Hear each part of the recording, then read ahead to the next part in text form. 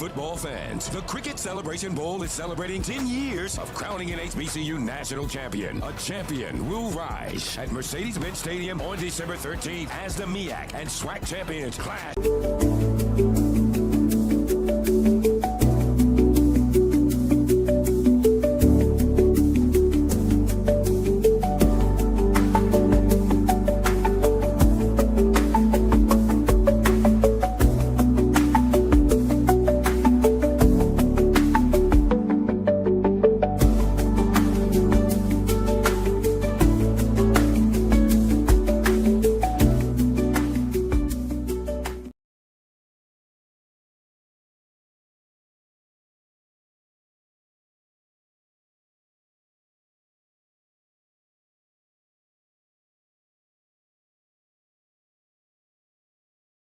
Let me get my face on here. There we go. I'm a little behind. I ain't even been drinking. That's what I need a drink. Welcome to Random Thoughts with DVP. It's Wednesday, November the 19th. It's 6:01 p.m. Eastern Standard Time. We gotta have a little fun today. I got some hosts here. We're gonna talk about some things, and we're gonna have a little fun. Hopefully, we're gonna do a little education, and we're gonna try to. I'm gonna let Mo come on, and I want to say this before he get here, so he can't defend himself. It's Mo's job to referee Mark and Joe. Okay, that's all I'm saying. It's not my job. I'm just the host. I'm the one who's just supposed to let people in, and I don't have no control over the mic. Mo is the one who's supposed to be the good-hearted brother. Mark and Joe, they beyond help, but under the DEI, we gotta have some people on here because that's just what we do. So that's all I'm gonna say before I bring them on. But I ain't want no kickback from them. But before we start, I'm gonna give y'all my quick little monologue, and this is my monologue. I'm always amazed at how we try to put our stuff out on other people, but yet we want people to respect our opinion, but we don't respect nothing they want to do because we wouldn't do it. But you ain't them. And that always just confuses me why people love to try to regulate what other people do when it ain't your business. If a man want to jump off the bridge, as long as he don't land on my car, hey man, that's between him and whoever.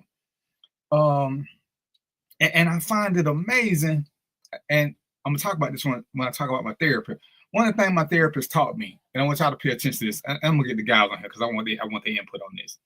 Is sometimes when you say stuff to people, you have to make them repeat back what you said. Because I'm sure many times y'all have said something to people, and all of a sudden they went way left with something that you ain't say nothing about. It's like, how in the hell did you get that off of this?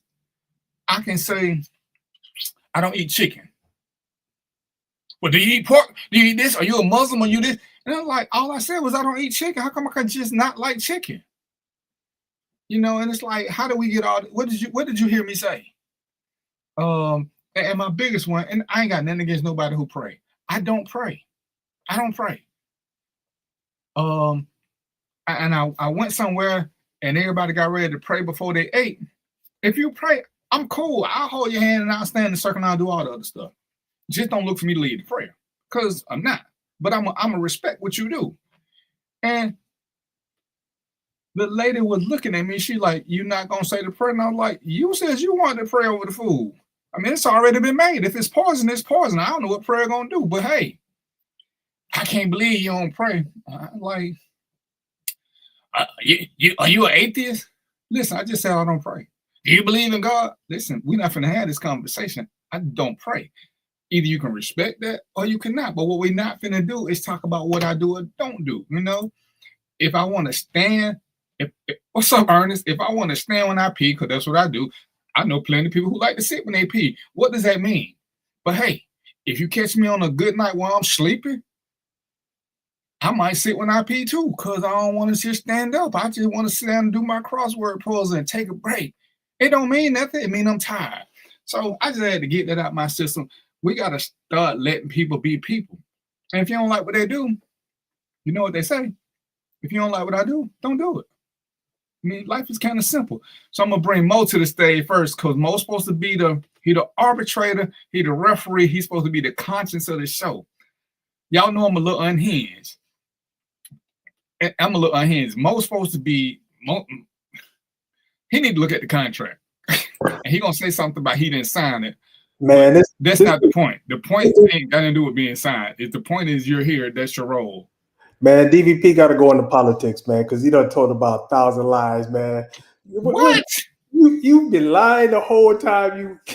I can't believe you have questioned my veracity. Oh man, hey man, listen, I want to comment on what's up, Mark. What up? Check out Mark in the building, man. Hey man, I want to make a comment on what you was talking about with prayer. Me and you, we the same with that. But here's the thing, man. I'm like, I don't disrespect people who are religious, but I'm like you. I don't pray. But if I'm at your table, you grab my hand, I'm praying with you. Right. And that's so I'm the same way. So I get it, man. So what's going on? How your week been, bro?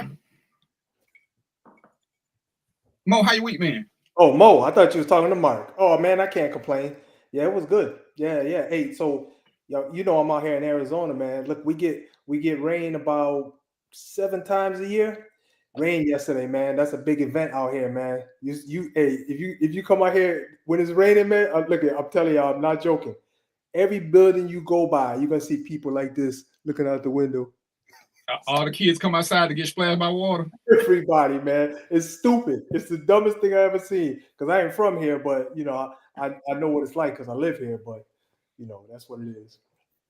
Mark, what's good with your brother? Man, what happening, fellas? It's a good day. It's a good day. I just want y'all to thank me because anytime Mark is on the show with a stable background, I mean, he ain't not stealing cars. So I believe we should get some appreciation for that because we've been on shows where Mark been in the process of stealing cars and trying to stay on and drive and do all that at the same time. So I believe we deserve some credit for cutting crime down. That's all I'm saying. Goodness, man. I had to start taking my role on this show serious, so I'm gonna be back out there 8. So y'all heard it. If y'all got something to do, y'all need to do it between 5:45 and 8 o'clock. Cause at 8, you're on your own. So that's our PSA. After 8 o'clock, you're on your own. I don't know where he is. I don't ask him. Cause ignorance is bliss, and sometimes bliss is what I want to be for the day, and bliss is what I want to do for the day. So I'm gonna do this. I'm gonna start right now. I'm gonna hold both of y'all hand. We're gonna start with prayer. Come on, DVP. Let's do it, man. They say when two or more in the midst or something. Yeah, whatever they say. They call that a gang. I don't know what he's talking about, man. It's a gang. They say when 2 or 3 or more gathered, it's gorillas in the midst.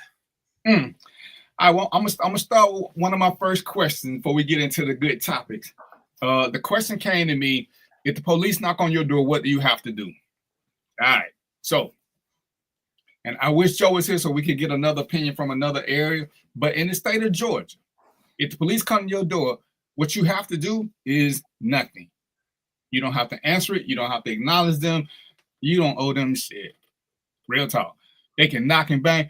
They can watch you walk in your house, knock on the door and say, we know you in there, come to the door. The law says it's your house, you can do what you want to. Which means what's up with the modeling career? Man, anyway, we'll talk about that later. But legally, you don't have to do nothing. You don't have to acknowledge them. Understand, if the police have a right to enter your house, they coming in whether you come to the door or not. Right. Now, if they say we got a warrant, that's the precursor for when we finna kick your door in. Right. Now, understand this too now. This is the law.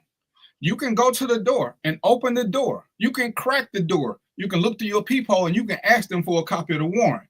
They have to show you the warrant before they can enter. Okay? Now, don't get it twisted. There are 4 times by law the police can enter your house. All right? And I want y'all to pay attention to this. I just told y'all the first time is with a search warrant, not to be confused with an arrest warrant. They must have a search warrant to enter your house. That's number 1. Okay? The search warrant should include the address of the house. If it ain't got your address, again, you can just shut the door on. There ain't nothing they can do other than be pissed off. Okay. Number 2, consent. And let me be specific about this consent. The consent has to be valid consent. What in the state of Georgia, because that's all I can talk about. Valid consent can only be given by somebody who has permission to let people in and out the house. For example, if you had a babysitter at your house, she has consent to be in the house, but she does not have consent to have company or do anything else unless there is an emergency. So if the police say, hey, can we come in and search? The babysitter does not have consent.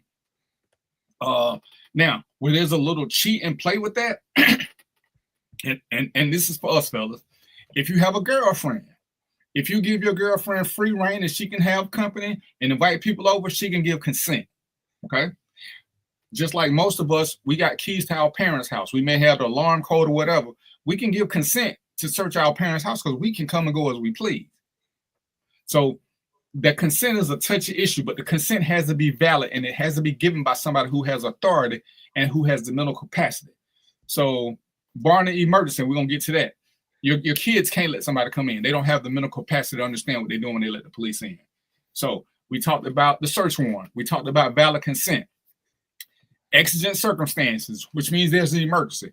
If they can legitimately say there was an emergency, they can come in. They don't need your permission. The best example of that is the police walking by, they hear somebody screaming or they see smoke coming. They can knock on the door because now they're trying to look out for your safety. If nobody comes in, they can force entry. All right. And the fourth one is hot pursuit. That means they're chasing you. The caveat to being chased by the police is one, you have to know that they're chasing you. So if you just minding your business and there's a black Suburban for ICE just riding behind you, you jump out the car and run in the house, that's not knowing that they chase you because you have no idea that that's who that is behind you. But if they got their lights and sirens on and you're trying to make it to your driveway so you can bail out and get in, you know that you're being chased. So you got hot pursuit, exigent circumstances, valid consent, and a search warrant. Now, one more thing about valid consent. If you and your woman, you and whoever, you and your friend, and I'm just saying the three of us all live in the same house, me, Mo, and Mark. I can say yeah. Mo can say no. Mark can say yeah. The law says once somebody says no, the search stops, period. So there's no consensus, there's no majority. Everybody has to say yes. All right. With consent, what happens? Another category.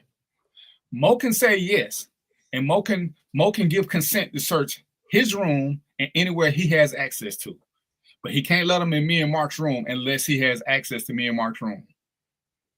So understand when these things happen, they're like, oh, so-and-so said it. Well, if so-and-so don't have control of the whole house, again, we use and the babysitter is the worst example. We'll use the babysitter. The babysitter, for those that have babysitters, what does a babysitter have access to? Usually the children's room, the kitchen, maybe the living room.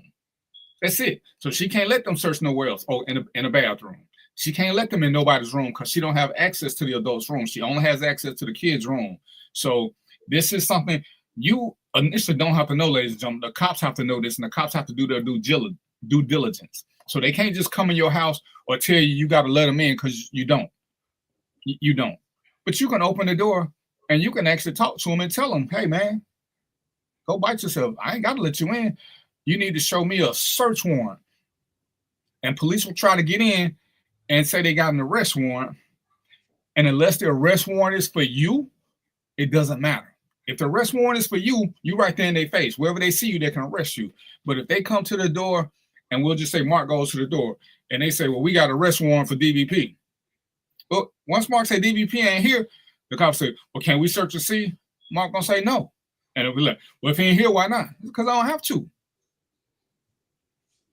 Unless they saw me go in, and it ain't hot pursuit if the neighbor told them I was there because they didn't see me and I wasn't running from the cops. They got to go back and get that first one I was talking about, a search warrant, and they can search for me.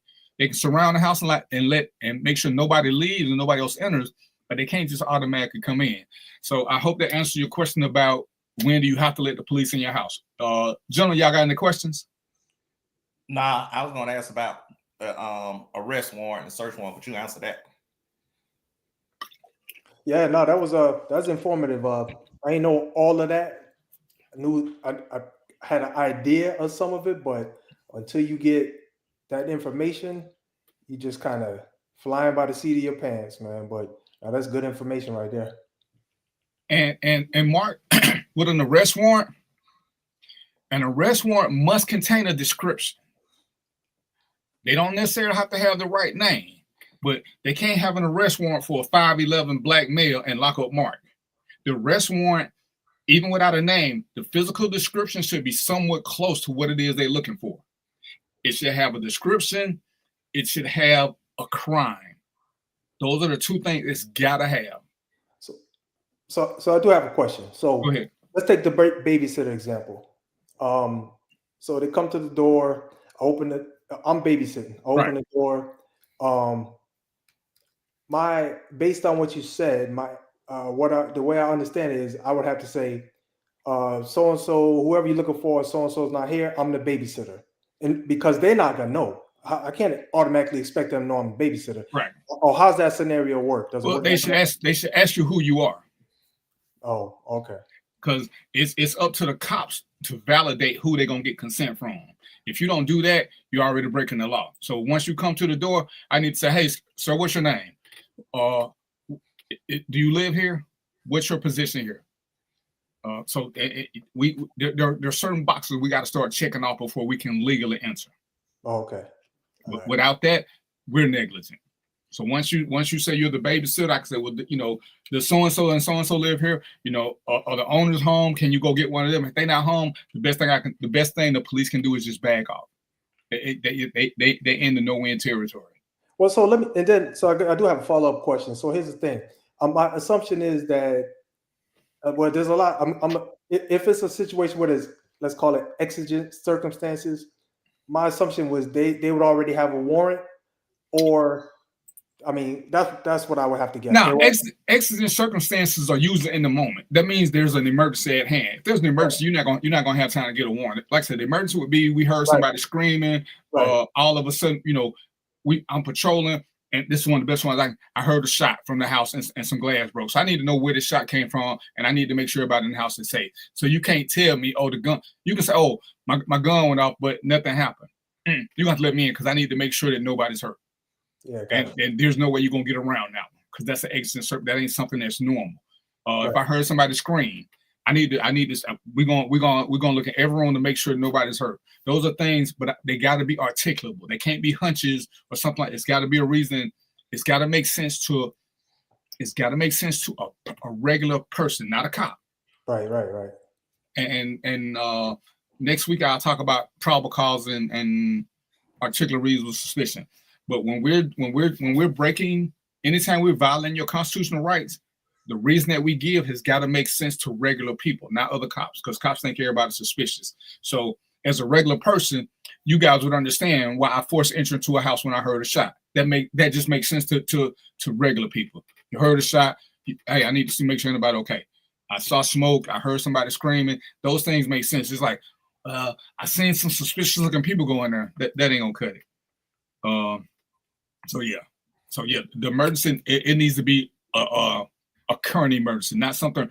Oh, the neighbor said they heard screaming 2 nights ago. That's not an emergency anymore. Now they need a warrant. But if it's happening in real time, yeah, you got to get it. All right, got it. And there was even one where there's a foot patrolman. He was just doing his foot patrol. He saw blood going to the doorway. That was his because the blood was fresh. He didn't know how fresh, but it was still smearing when he touched it. And it went up to the door. So that was his reason. And they let him get away with it. Because it ain't normal for people just to be bleeding. Don't always mean it's an emergency, but that's one of the cases better to be safe than sorry. He want to make sure the person don't need first aid. He wasn't there to investigate a crime, which is one of the contingencies for exigent circumstances. You can't be there solely to lock people up. You got to be there to preserve life, liberty, or property, yada, yada, yada. Good deal. You good, Mark? Yeah, I got another question if you don't mind. Do your thing, bro. Do your thing. About police. So, if a person is let's just say sitting in the parking lot, let's say waiting on somebody to come out the store, they sitting there minding their own business, and the police come up and ask for their ID, do they have to produce it? They in the car? Yeah, just sitting in the car. Driver's seat? Yeah. They do. If you sit in if you sit in the driver's seat, whether the car moving or not, The presumption is you drove the car. So to drive a car, you got to have a license. Okay.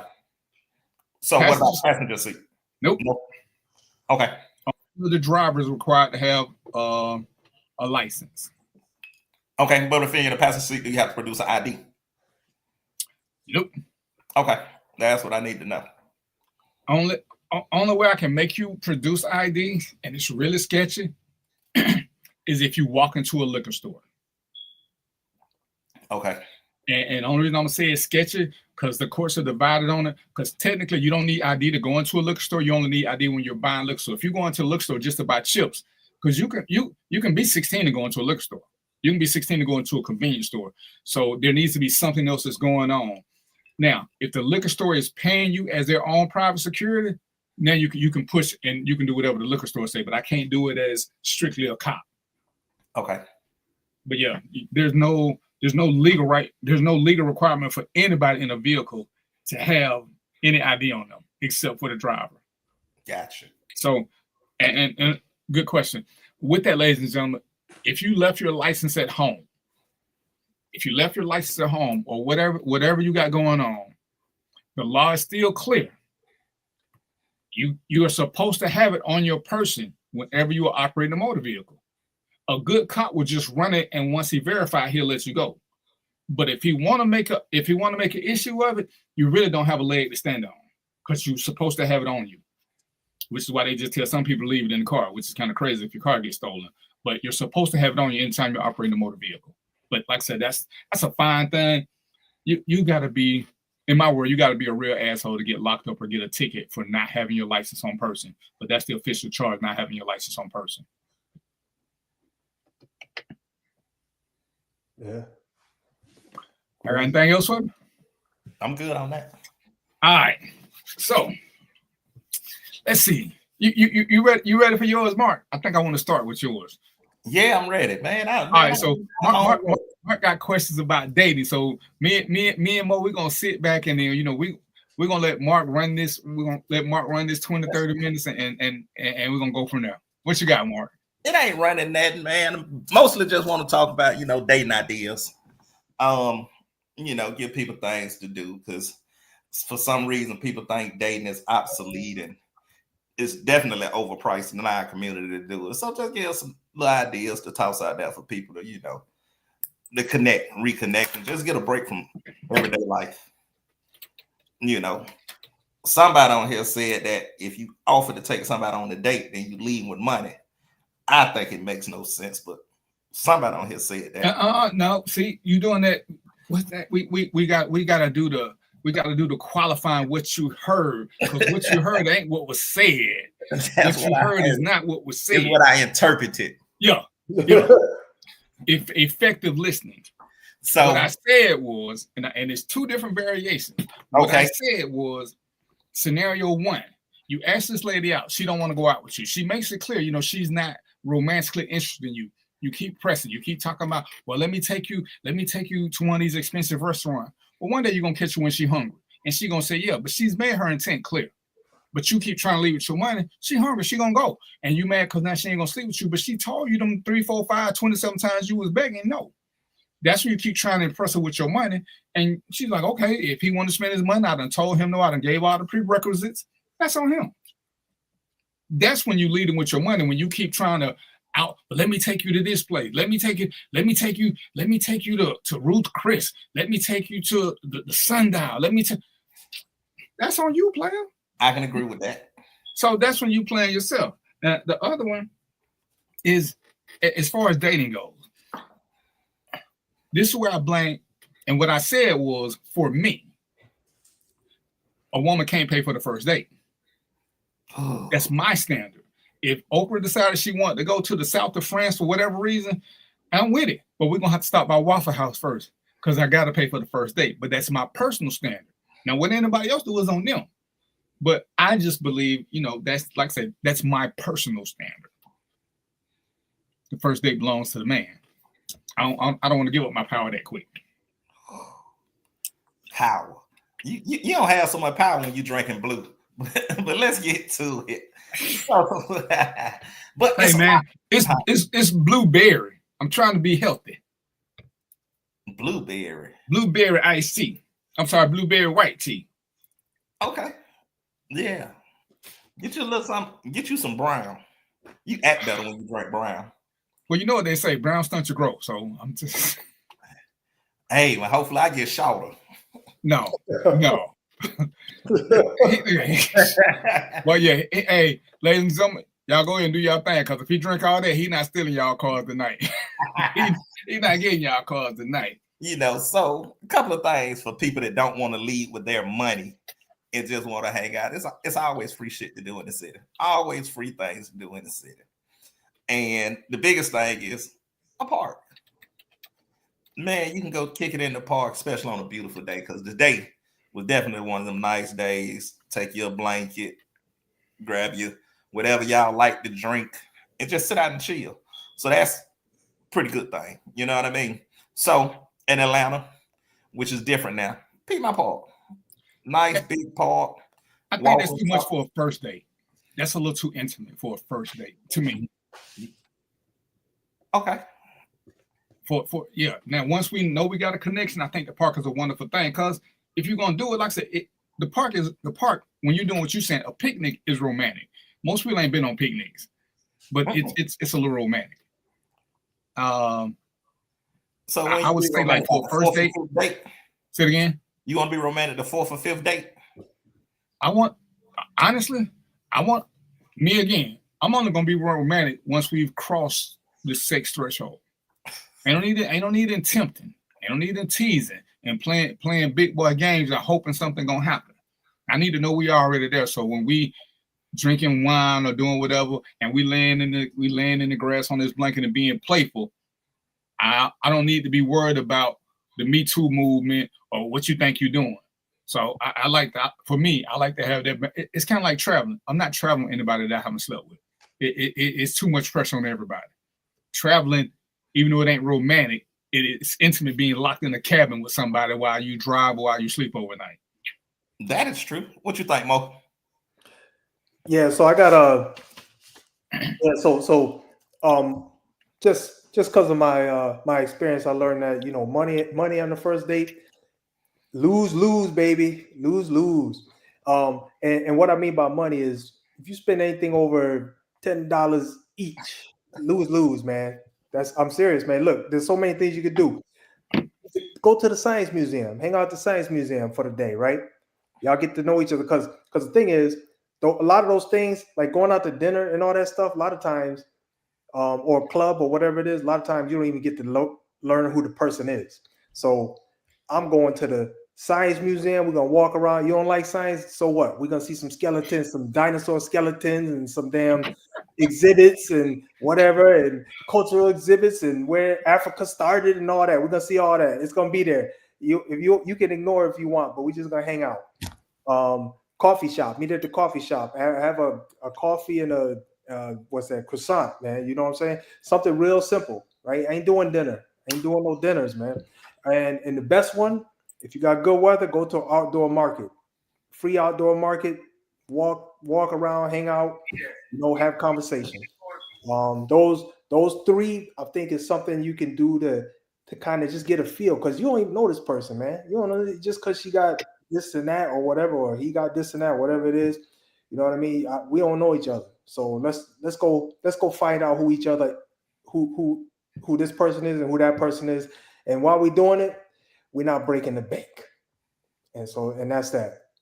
You know what I'm saying? You're gonna enjoy that science museum whether she enjoy it or not, huh? Oh man, I'm having a good time, man. I'm seeing. He wanted to go anyway. Yeah. Hey, that's the best thing. If you can find something that you want to do anyway, because if they boring and wasting your time, you ain't gonna give 2 F's if they're like, listen, I don't like this.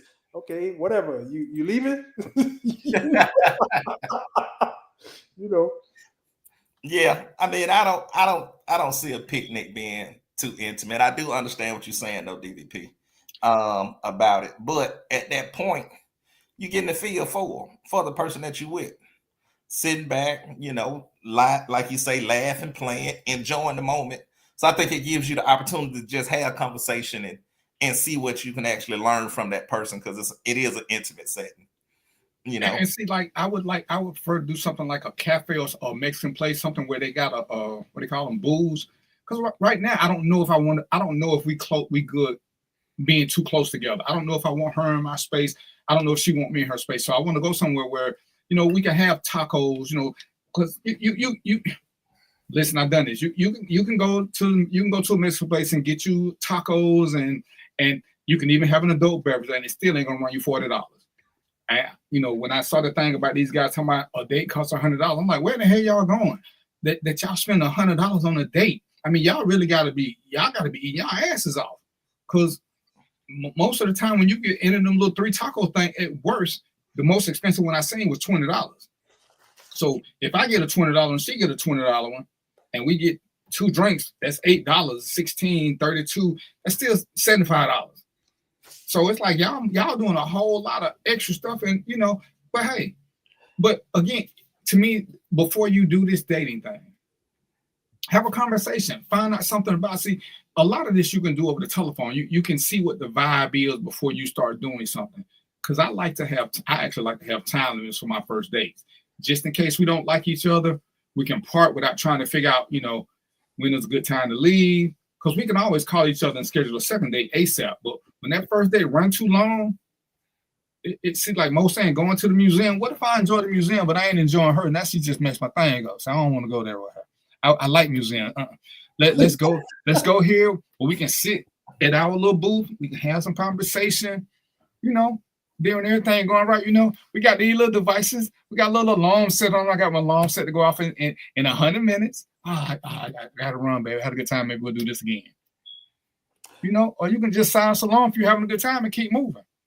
But but the biggest thing is to have conversations first. I don't like when women say, just plan something and tell me. No. We should be planning this together, because I don't want to hear you saying, oh, I don't want to do that. But when you had a chance, you don't want to say nothing. So for me, once they give me that vibe, say, I don't even want to go out no more. Because suppose I want to go bowling. Or, we see the one all the time where the guy took the girl to a play and she was like, I don't even know what this is about. But you don't want to participate in the date. And it's funny, I put it in one of the groups I was in, doing my little random testing. A guy, you've been talking to this guy online, whatever, he comes to your state to see you, are you gonna plan a date for him? Oh, nah, he should have planned all that. So a dude coming to you and you still ain't gonna help plan a date. And I see why a lot of y'all are lonely, because y'all don't want to help do nothing. Because guess what? Sometimes us men, and I can speak in general terms, sometimes we want help. And if we asking for the help, give it to us. We don't always know the answer. So especially with a date, we don't know what you like. So give us a little, because I would say men are probably a little bit more flexible than women are with dates. Because most of the time we cool with the company. So DVP, with that scenario you made up, that's a win-win. That could be a win-win for a woman, because here's the thing. If you decide where you're going to go somewhere you like, and that is going to at least, and that's also going to let, if the guy says, hey, I didn't have a good time there, that's going to tell you he doesn't like doing that particular thing. And if it's something you are hoping to do with your mate one day, you're going to be like, okay, I got to X him out. He don't even like to go to mariachi dancing or whatever it is, And so that's a win-win right there. So it's beneficial for a woman to actually set it up and say, hey, this is what I want to do. And whether she pays or not, that's another story. But to say where she wants to go and what she wants to do, or the guy say where he wants to go, what he wants to do, that's kind of ideal, if you ask me. But when you properly vetting the person that you want to take out, communication, she gonna drop subtle hints of what she enjoys doing. You pick up on those hints and you put it into motion. Okay, I heard her say this. So I can plan this. Now, as the man, if you plan it, you can plan it and keep it within a reasonable budget. Versus asking, where you want to go? I want to go to Capitol Grill. Now you just blew your damn budget way out the water. You feel what I'm saying? For a month, baby. Yeah, but if you talking and you like, well, I kind of like the steak. Yep, we're going to Longhorn. Mm-hmm. You see? So you can manage your budget by knowing, but in conversation, you hear the things that she enjoy, and you can do it and plan it on a budget. Exactly. You know, that's the Mark hit a key, because even when you're dating and when you're married, man, the most important thing is to be an information collector. If you're an information collector, you will make your life easy in both of those spaces, because it's up to you to create data files to find out what people like and what they don't like, because that's how you're gonna get the best results. You know, if every year you get me a damn tie and I don't even wear ties, you haven't been listening, and you wasting your money and your time. But if you hear me talking during the year about these things I like to do, the next thing I know, there's 2 tickets to the game. Oh man, I've been wanting to go to that game. Yeah, okay, so you've been listening. So that's a big part of this here. This dating. That's a big part of dating, is to just pay attention, man. Pay attention and listen. And one of the things I always ask is, what is it that you don't like? That way I can start playing around that. That's good. It's usually a whole lot easier from the things you don't like. So now, as long as I stay away from that, I'm good. Because I may ask what you like. You may say a ton of things. So it's like, okay, let me just, do you eat this? Do you eat? So once I can start narrowing these down, Roy used to always talk about, hey man, we can do this 2 for $25 thing, because I don't believe you should spend a lot on the first date unless y'all long distance and y'all been talking for 4 or 5 months before y'all finally started meeting. Because you don't want to put the financial expectation into it on your end or on her end, on nobody's. It's just don't. And if they complain about, oh, you acting all broke, you acting this, take that as not a red flag, but take it as a full-fledged stop sign. Don't do it, because she's already telling you she into your money. If you think you liking me and we digging each other, then you should want my company as much as I want your company. And going back to what Mark said, if we've been talking for a few months, a few weeks, and for whatever reason, a picnic ain't a bad idea, but at least we know on the phone we got a vibe. Because the worst thing you don't want to do is, sometimes in this microwave age, we don't spend a whole lot of time communicating first. So I meet you on a Monday, we plan a date for a Friday. We really probably ain't had a whole lot of conversation because we both been working. So now, do I want to do a picnic? Because I ain't really had a chance to vibe with you. I don't know what your mind is like. We've been having quick little conversations because everybody working. And that's why I say, for me, I don't want to do a picnic that early, because I don't know enough about you. Because for a picnic, in my world, to be efficient, we need to be kind of close to each other. Do I really want to be that close on the first day? I don't know nothing about your body. I don't know nothing about your body odor. If you're talking crazy, it's one of them little cute little things. Well, to me, on a picnic again, we should be feeding each other. And that's why I say for me, a picnic is an intimate event. So I don't want to do that on a first date.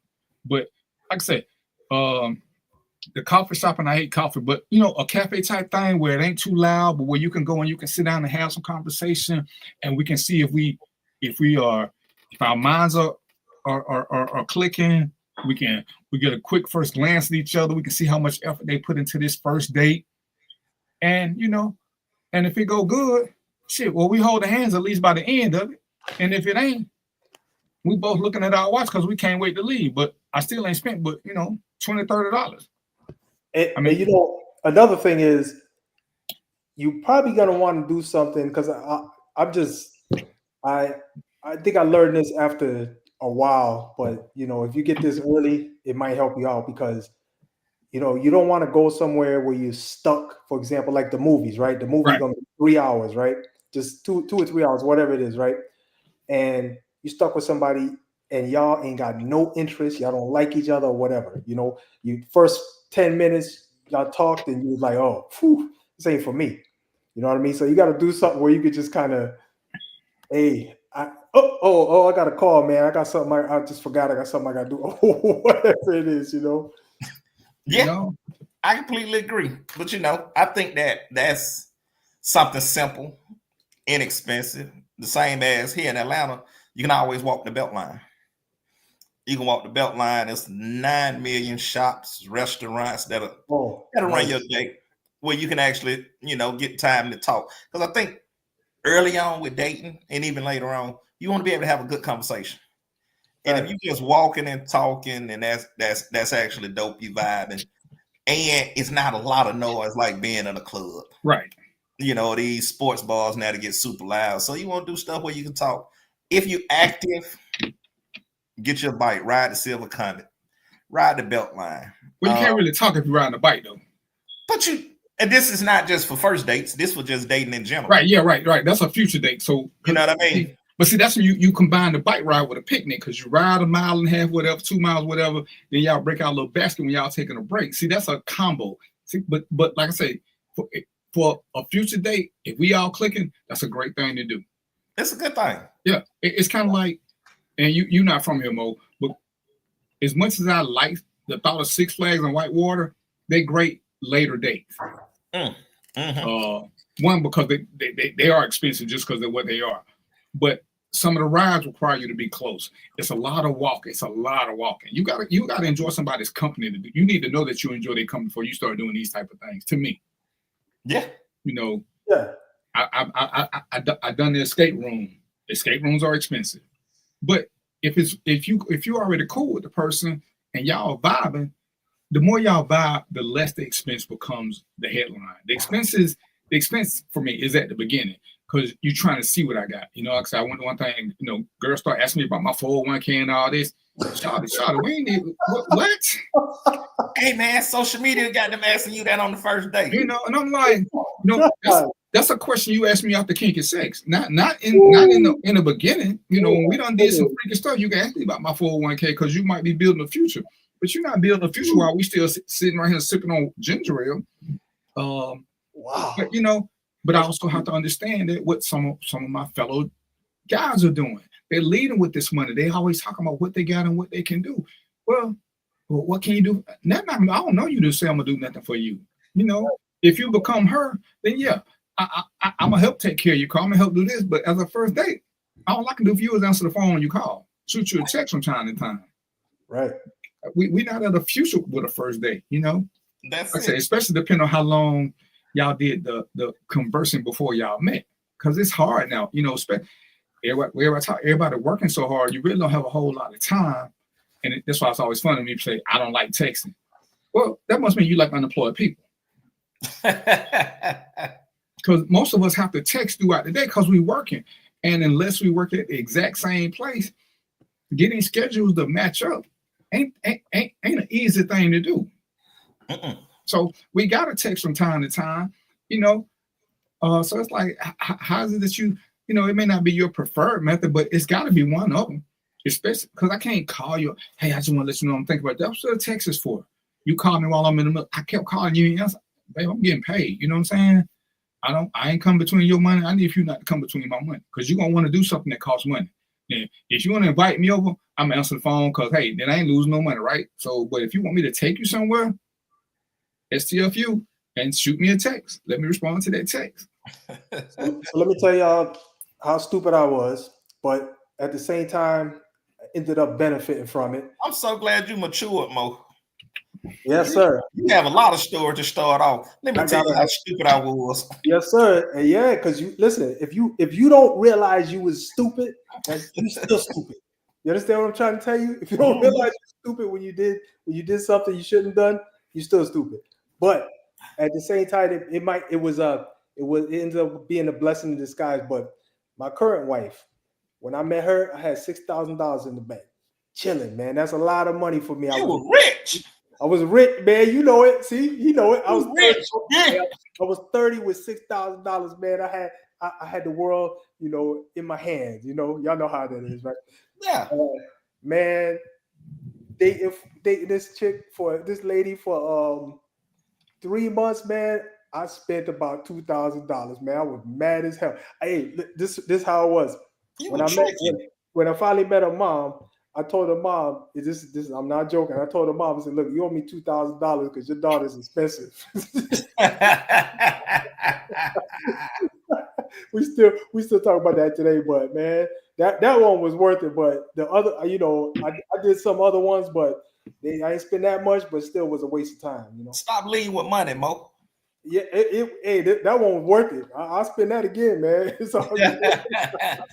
And that ain't a bad thing. If you got that right one, DVP kind of hit on it early. Once we vibe, the budget ain't a thing. Right.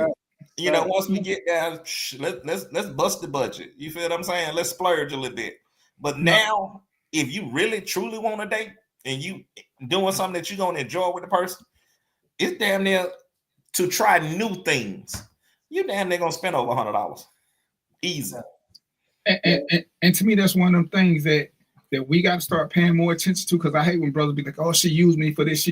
I'm sure she gave you the clues, and you kept wanting, you wanted whatever it was you wanted so bad, you kept overlooking the cost and what was coming out of it. But you know, what were y'all doing? Were you just trying to get the cookies, or so? And I don't want to hijack your segment, Mark, because we're talking about dating, but I think when you said it, I was looking more forward to the concept of dating and how we get to it. Because fellas, I need for fellas to be real. Are you just after the skins, or do you really want a relationship? Because those two things matter in how you move. Yeah. And sometimes I think we're so foolish that we underestimate women. There are some women who are cool with just having flings. You ain't got to take them nowhere. You start this process off. Sometimes honesty is the best policy, and they keep everybody from doing this shit or getting upset. Some of them, but if you're looking for somebody like Mark was just saying, to do stuff with in the future, well, that's more than just a sex buddy. Yeah. I remember this one girl I was talking to, and she was like, "Well, we should go on a cruise." I'm like, "Well, I don't want to bring sex up in the conversation, but like the little thing says, the only women I'm taking on a cruise that I'm not sleeping with is my mom and my daughter. Everybody else giving up something. Got to. We ain't there yet. So, well, I could get my own room. But then we ain't going on a cruise together. Yeah, facts. You going, I'm going. Why would because I'm assuming you want me to pay. So why would I pay and you in another room? But yeah, if you're gonna get your own room, then do your thing. So you really don't need me for the cruise. Oh, so you ain't even gonna pay? I just said I'm not paying for no woman that I'm not sleeping with other than my mother or my daughter. That's it. I mean, there's no politically correct way to say that, but that's just a pure fact. I'm not paying for Mo's girl. I'm not paying for Mark's girl. No, my daughter and my mom are the only two women that ain't got to sleep with me if we could take on a trip. What part of that are you misunderstanding? I don't even know why you would want to go on a trip that requires us to be in the same room, probably the same bed. Oh, you can get two queens. I wish if I got two queens, it's because we're gonna be doing a lot of nasty stuff. Lots. And you want to keep one mattress for sleeping and one mattress for being nasty. I completely agree. Well, and if I'm being honest, if I'm being honest, no, we're gonna get nasty on both of them. We're just gonna take turns. One for the first night, and then because we done messed this one up, so now we're gonna pull the sheet up and put our luggage on that one, and we're gonna move to the other bed. But and if you ain't about that life, then why are we taking this trip? Why are we taking this trip? I mean, and to me, it's like, come on now, let's be adults. Let's be adults. Yeah, we shouldn't lead off with sex, but we're adults. The whole purpose of 95% of relationships is coitus interruptus. So why we acting like we don't know that this is what's going to happen? Well, I just want to get to know you first. Okay, well, as long as you're just trying to get to know me, we're going to keep going to Starbucks and Dunkin' Donuts and walking through the mall and going to the chocolate chip place. Walking the Beltline, eat ice cream. Yeah. A lot of this stuff is interesting because a lot of this stuff, I think once you get, because I think I'll just say I became an experienced dater. Once you get to that level, because there's dating, then there's experienced dating. Once you get to the experienced dating level, then you start looking at people's intentions and their personality. And it's quick, man. I mean, I went out of just talking on the phone or just meeting somebody for the first time. You get all these flags, green, red, whatever color you want to call them. And a lot of information pours into you. And you can make a informed decision just from that. You ain't got to go on no date. You know what I mean? And just talking on the phone, whatever, you can get enough information to say, yeah, this ain't for me. And so once you get to that point, become a master of people's personalities and what their intentions are. And if you want to, just ask directly. You know what I mean? You ain't gotta try to figure out how to just get that information without asking about it. Just ask directly. You know what I mean? What you like, what you don't like. Oh, you believe in this? Oh, okay. Oh, you believe in that? Oh, you like to do this? You like to do that? Okay. What's your thoughts on where you would like to live, what kind of lifestyle you want to live, etc. You got to ask those questions. And those are things, because Mark, you got a 3-wheeler, right? Yes. So like that's a you can use a 3-wheeler with somebody that you already familiar with, because y'all can take it to go somewhere because it's nice, it's comfortable. They got to be hugged up on you.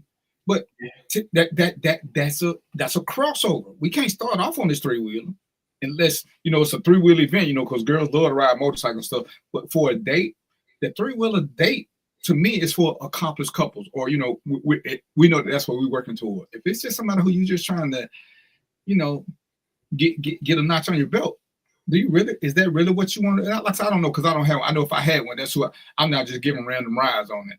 It would be intimate, because like you say, either on 2 wheels or 3 on either motorcycle, it's gonna be intimate because they got to, in some instances, especially more on the 2-wheel, they got to hold you by your waist. It got to be close. You know what I mean? So you're gonna feel that closeness because they're right on your back. You feel what I'm saying? But some women just want to take that ride. Right. And I say, when they had events, I know that's what they're there for. But if we're gonna make it a date, to me, it's a destination that we're going somewhere. We're gonna ride on this. I'm gonna get the thrill of the reverse spoon thing. And we're gonna go somewhere. We're gonna get a little picnic, and then we're gonna ride back, because you can't do a whole lot of talking. And I don't know, because I guess if you got the little microphones we got the microphones now, so you can actually talk while you ride. Yeah. So but it makes it into an intimate spot, but then that's also segue into the subtle hints of what's to come, because that's definitely an intimate moment. And that's why I said, to me, it ain't intimate driving in the car. It's close. If we're gonna drive to Florida, we're gonna be in a car for 4 or 5 hours. To me, that's another intimate setting. Even though she may go to sleep, if we're gonna be locked in the cabin, we need to make sure that we like each other. Yeah. But anytime we traveling together, sometimes you don't know until you get close to them. Yeah, go ahead, Mark. Conversation that you can possibly have, you can talk about it. You hearing that, but until you in that moment next to them for 3-4 hours, and you ain't got no choice but to lock in, that's when you realize, this just may not be it. Sometimes it takes that. You know what I mean? Everything be vibing until you get in there, and now y'all got a disagreement about a song on the radio. I can't believe you still listen to R. Kelly, and I'm gonna listen to him till I die. But now we come to the party. Yeah, now we beefing over this. You feel what I'm saying? So sometimes everything be smooth, but when you get into that intimate setting, like a car ride, then you realize, like, yeah, this ain't the one.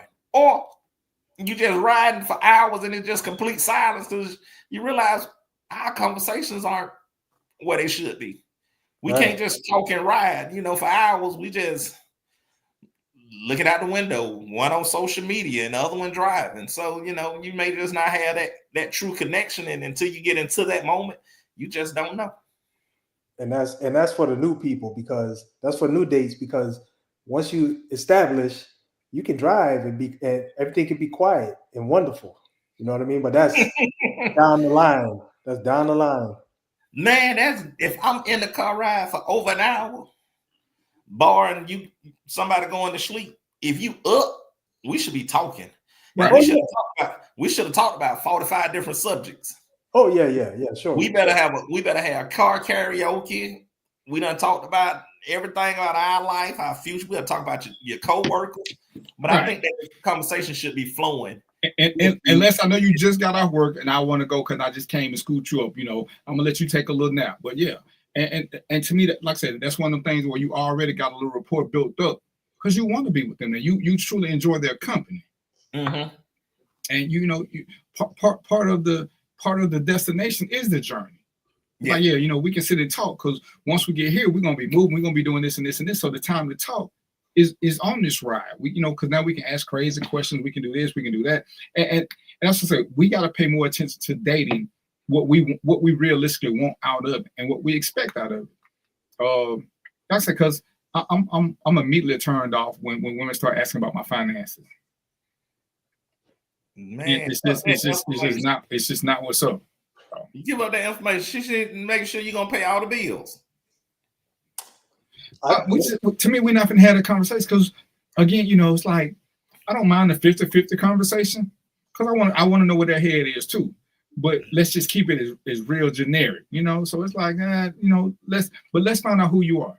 You know, tell me some things about you. Tell me, like I said, you know, when we say, oh, I want to marry my best friend. I said, well, how you gonna marry your best friend if you can't talk? I'm confused on that because you can't tell me everything. I don't know who got a best friend that they don't talk to. And you can't tell me everything is my best friend. Some Well, stuff like I say, I'm gonna expect you to keep to yourself. We can't even build up to that if your conversation is already being filled. I mean, I don't expect you to give me all the dirt on you, but if we're working toward that, we should be able to have some basic conversations, even some uncomfortable. Because hell, most of the stuff we say to our best friends, we wouldn't say to other people. So, and I told her, I said, I think it's disrespectful, and to me, it's a flag if you're looking for your best friend, because how you 40, 50 years old and you don't have a best friend, and I can just come in and step into your best friend role in 6 months. To me, that's a warning sign. You should have had 2 or 3 best friends by now. You ain't never had one, so I already put you in a different category. Because who 50 years old, who 40 years old and don't have a best friend already? Maybe they saving one best friend slot for their mate. You know, I got this best friend, but I'm gonna save this slot for my mate. Okay, I'm gonna stick with who at 40 ain't got a best friend. Yeah, and it's not. It shouldn't be just a friend. You know, you've had best friends. You know, It's just that slot they're gonna save. You know. So they've been firing everybody else who could have been a best friend. Yeah, when you find your man, you get rid of all your old friends. You put they get rid of every friend they had because they my man. They don't need no friends no more. Right, which again, it's a red flag. Run. Red flag means stop. And run the other direction. No, you go ahead and make it work. No, I'm just kidding. But I'm just kidding.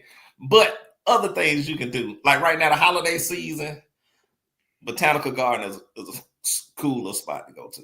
That's nice. Yeah, that's nice. You go there. They actually holiday season. They got the lights. They got the light thing going, so you get to see flowers. But in this same moment, you walking, you talking. So you gotta have somebody that damn they want to walk. So I guess they're gonna exclude a lot of obese people out of the out of the low key stuff that you do, because there's always gonna be plenty walking to save a few dollars. So Mark, that about Botanical Gardens, I'm guessing it's pretty intimate setting, you know. But so always. This one, What'd you say? Always. I just don't see a date not being an intimate setting early on dating. I think all early on dates should be intimate settings. No, I like it. I'm just saying that so I'm thinking maybe this one's too much. I'm gonna ask y'all, but out here we got a butterfly zoo. So you go in there, there's butterflies everywhere. You know, flying around. They free. You know, different types. You know, and a woman would love that. Most women would love it. And I'm just saying that might be too much for you know when you first. That's too much BVP. That's too intimate. For first date. He don't want to do nothing to the 9th date. What's up, Birmingham Rick? Oh no. Man, that ain't Birmingham Rick. I know for a fact you will blow $30 betting on Alabama. So you know you're looking at maybe $30 a person. But when you get our age, young, and you're seriously with somebody, you dating and whatnot, you're not paying for the date, you paying for the experience. Right. Conversation. It's the experience. So yeah, $30 at Burger King is too much money. I agree. But I'm going for the experience. It's a memory that I'm gonna have because I ain't never been to Botanical Garden. So it's like, oh wow. It ain't cheap. It's $30 a person. But no, actually, because if you're doing something now, they're actually charging by car. Well, I know for the holiday lights, it's a walkthrough. Botanical Garden also have but that's a family event. So I mean it has a romantic vibe, but it's a bunch of kids there too. Yeah, but it's nice and pretty. Some nights they have adult nights and they have adult beverages, and you can walk through the garden without the kids. You know, one of the things that's we got some free stuff. We got some free stuff out here in Arizona, and one of the big things they have out here is, and it is, you know, some women might say, "Oh, it's not for me," but it's not about the game. It's spring training. All the teams come out here for spring training because we got the good weather. So they come out here. The games are free. You just go sit in the stands. Oh, that's dope. It's nice, man. You just go sit in this. The games are free or they're cheap. Either one, real cheap. Not like I'm gonna say cheap because I ain't gonna say free. I've been in some. I got in some free. That's why I'm saying it's either free You or cheap. snuck in. You jumped the fence. Hey, I ain't jumping nothing, brother. I'm coming down something breaking. It's not me. I'm not your dude.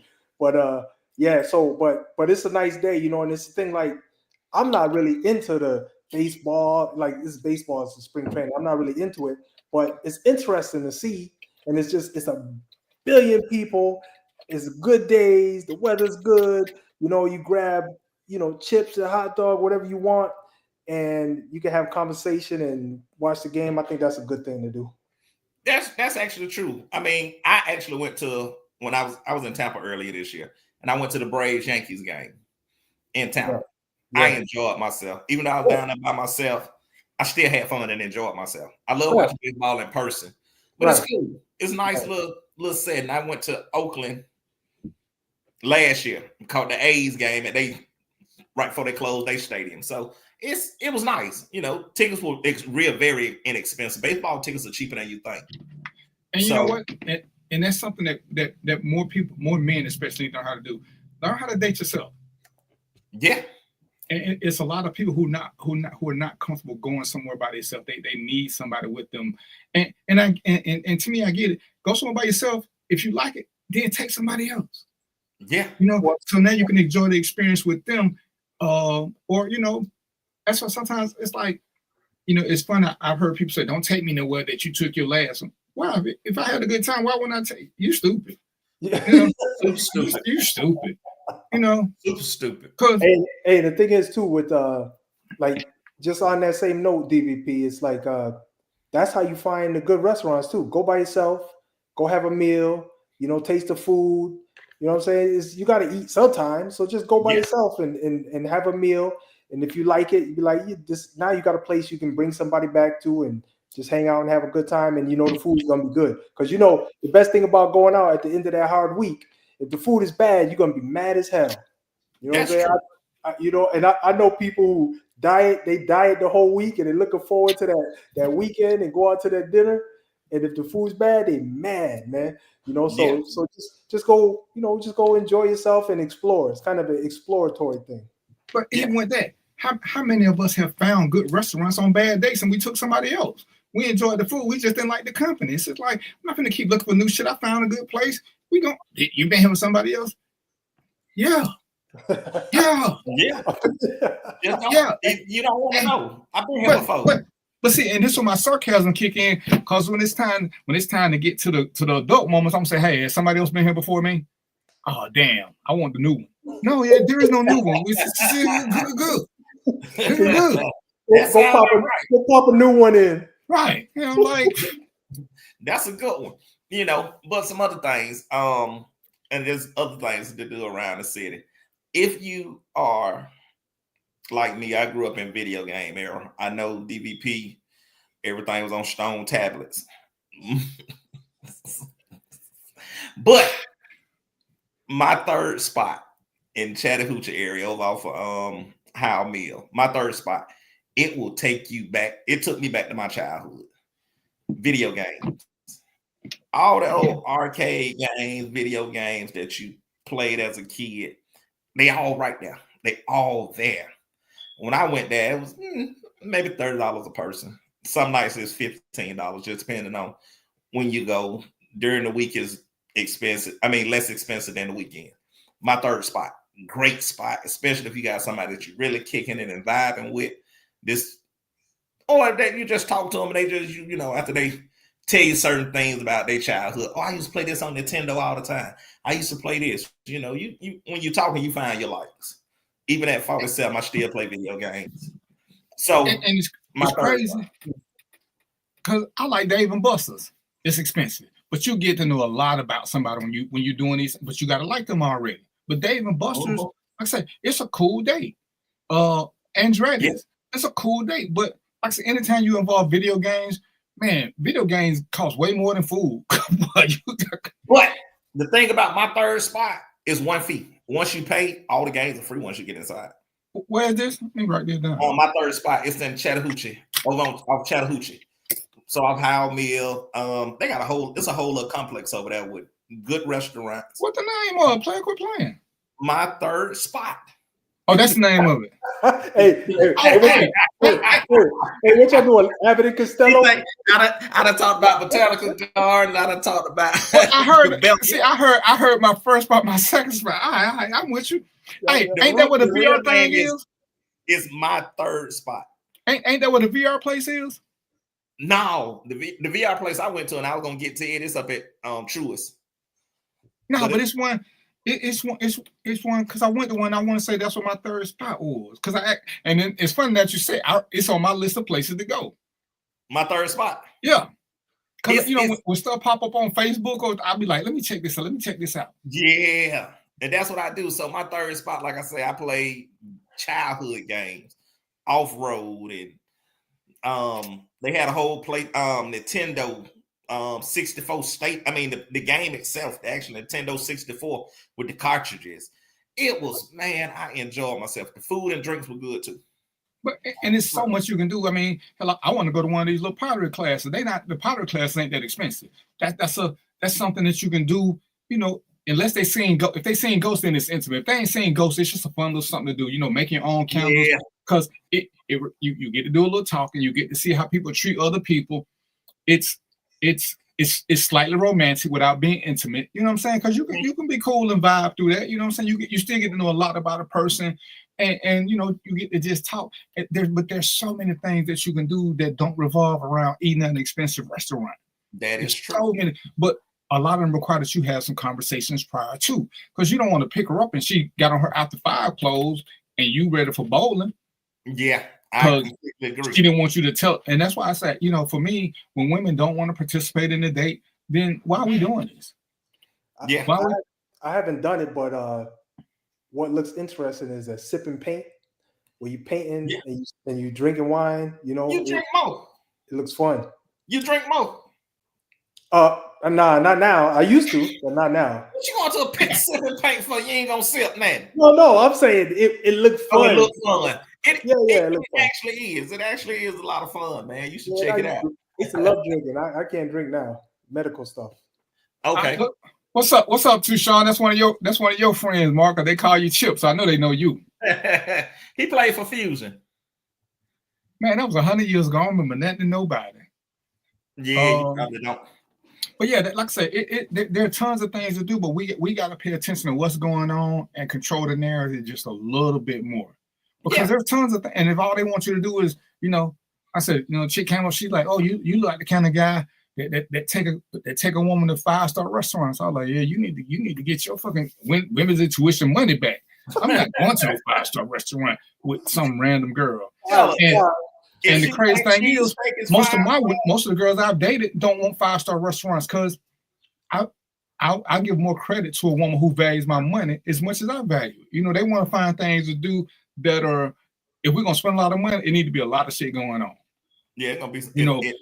If you just want to go for a hot air balloon ride, that's some we in a relationship shit. They didn't know we dating. We in a relationship. We got keys and shit like that. Hot air balloons are expensive.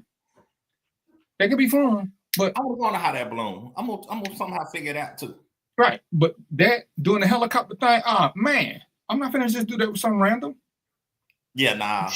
We done did the booty the night before.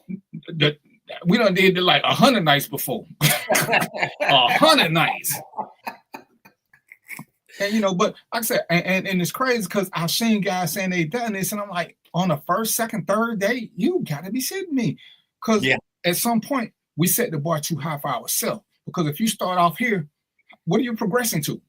You don't already set the bar so high that what you gonna do for a second date?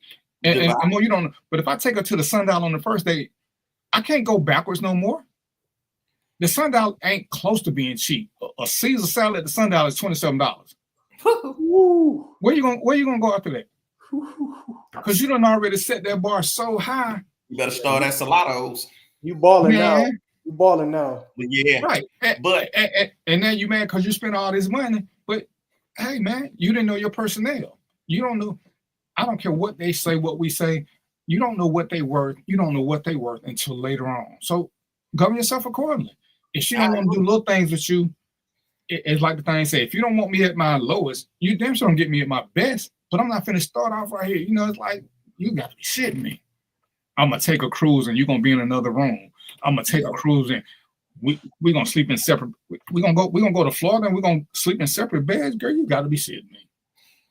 Out your rabbit that's ass. cool if we split in separate checks, you know, all the way. No, we're not. No, we're gonna go on separate trips. We going on separate trips. We're not going. We're not even Hey, be on the side you trip. can't even get on the boat, man. What's with you, No. man?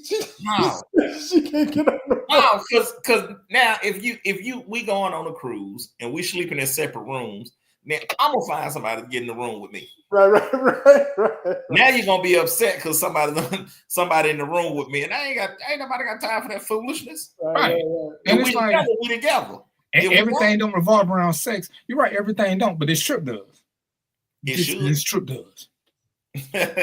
You know, and DVP, I was gonna tell you, if you thought about going to my third spot, Activate Atlanta is just as good. Okay. That's some wild shit. I tell you this. I am a competitor. So when I went to Activate, I had the grandkids with me. So I'm in this thing, we in these games, and I look out there and my name I'm in the top 10. So now y'all better keep up so I can stay in the top 10. My name fell out the top 10, boy. I was pissed at my grandkids. Then you had to go back and you say it's all inclusive because you got to go back and play again. That's why you can't do certain things. So with Activate, you pay, it's like 60, you get a 60 minutes for like $20, $25, and then you get 90 minutes for like maybe $30. But they got about 10, 15 different games, but you can do them during the whole time frame that you're there. So you can do stuff over. It's a lot of competitive stuff there, but for me, it's fun, and I'm a competitor. So I was like, man, I ain't in the top 10 no more. I need to get a whole new family. But it's a lot of fun. You know what I mean? Definitely a lot of fun. It's somebody that you got that's willing to have fun and try something different and able to. It's almost like a competition. You feel what I'm saying? Everything ain't competing, but it's like they definitely got a basketball goal. So they may have everybody in there at one time.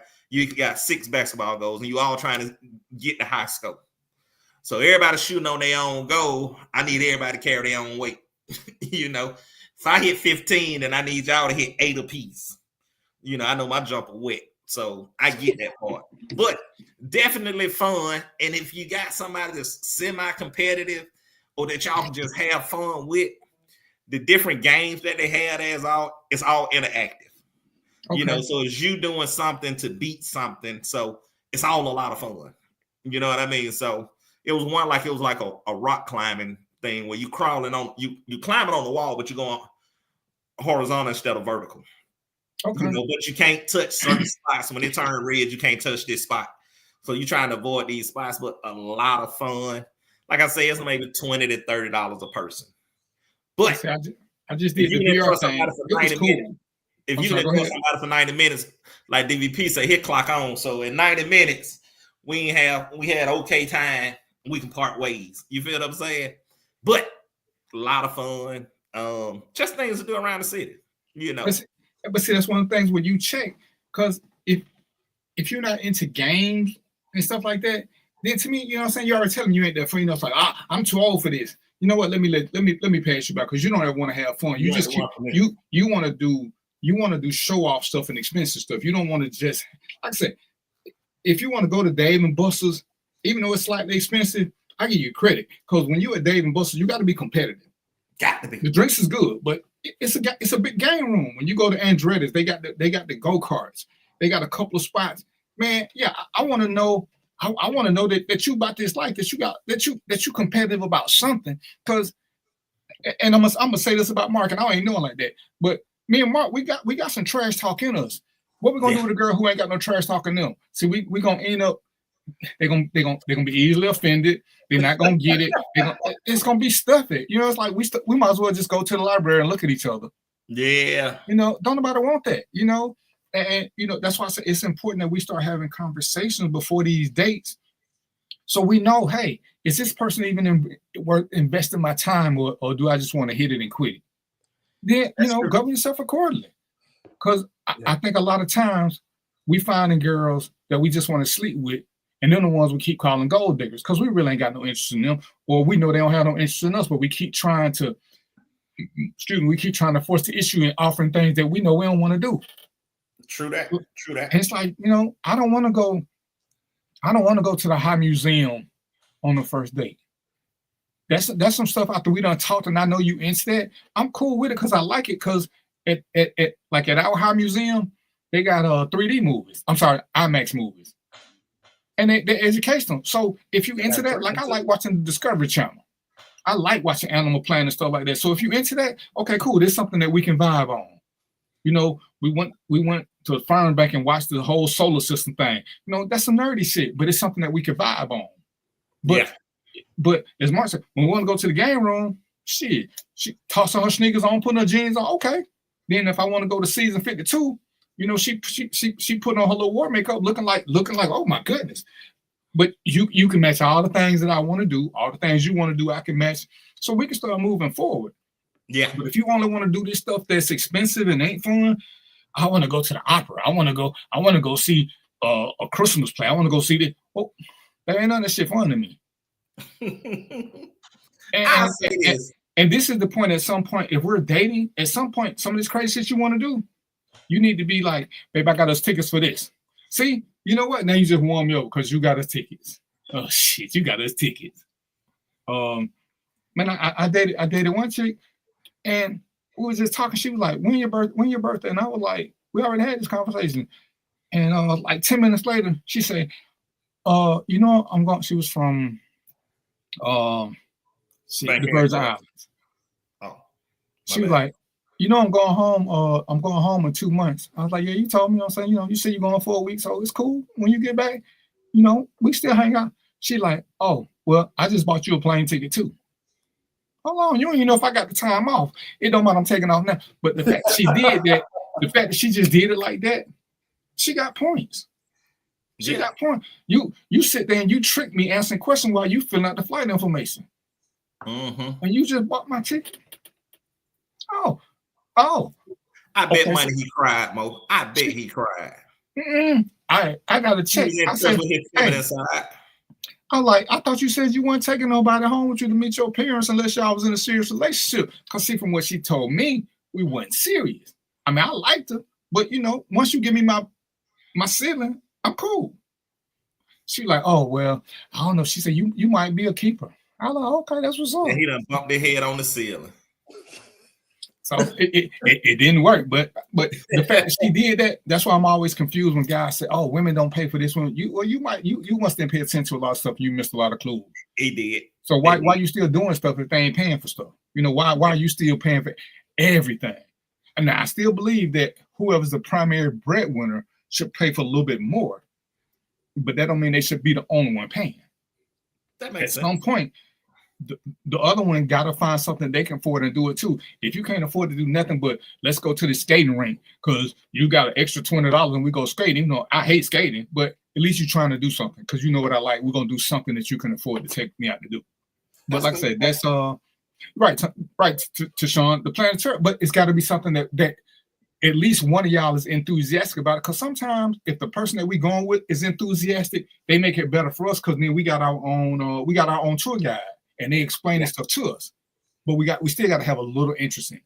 I just went to the planetarium about 3 weeks ago in Baltimore, and I truly enjoyed myself. It was actually pretty dope. I hadn't been since a kid, but I enjoyed the planetarium.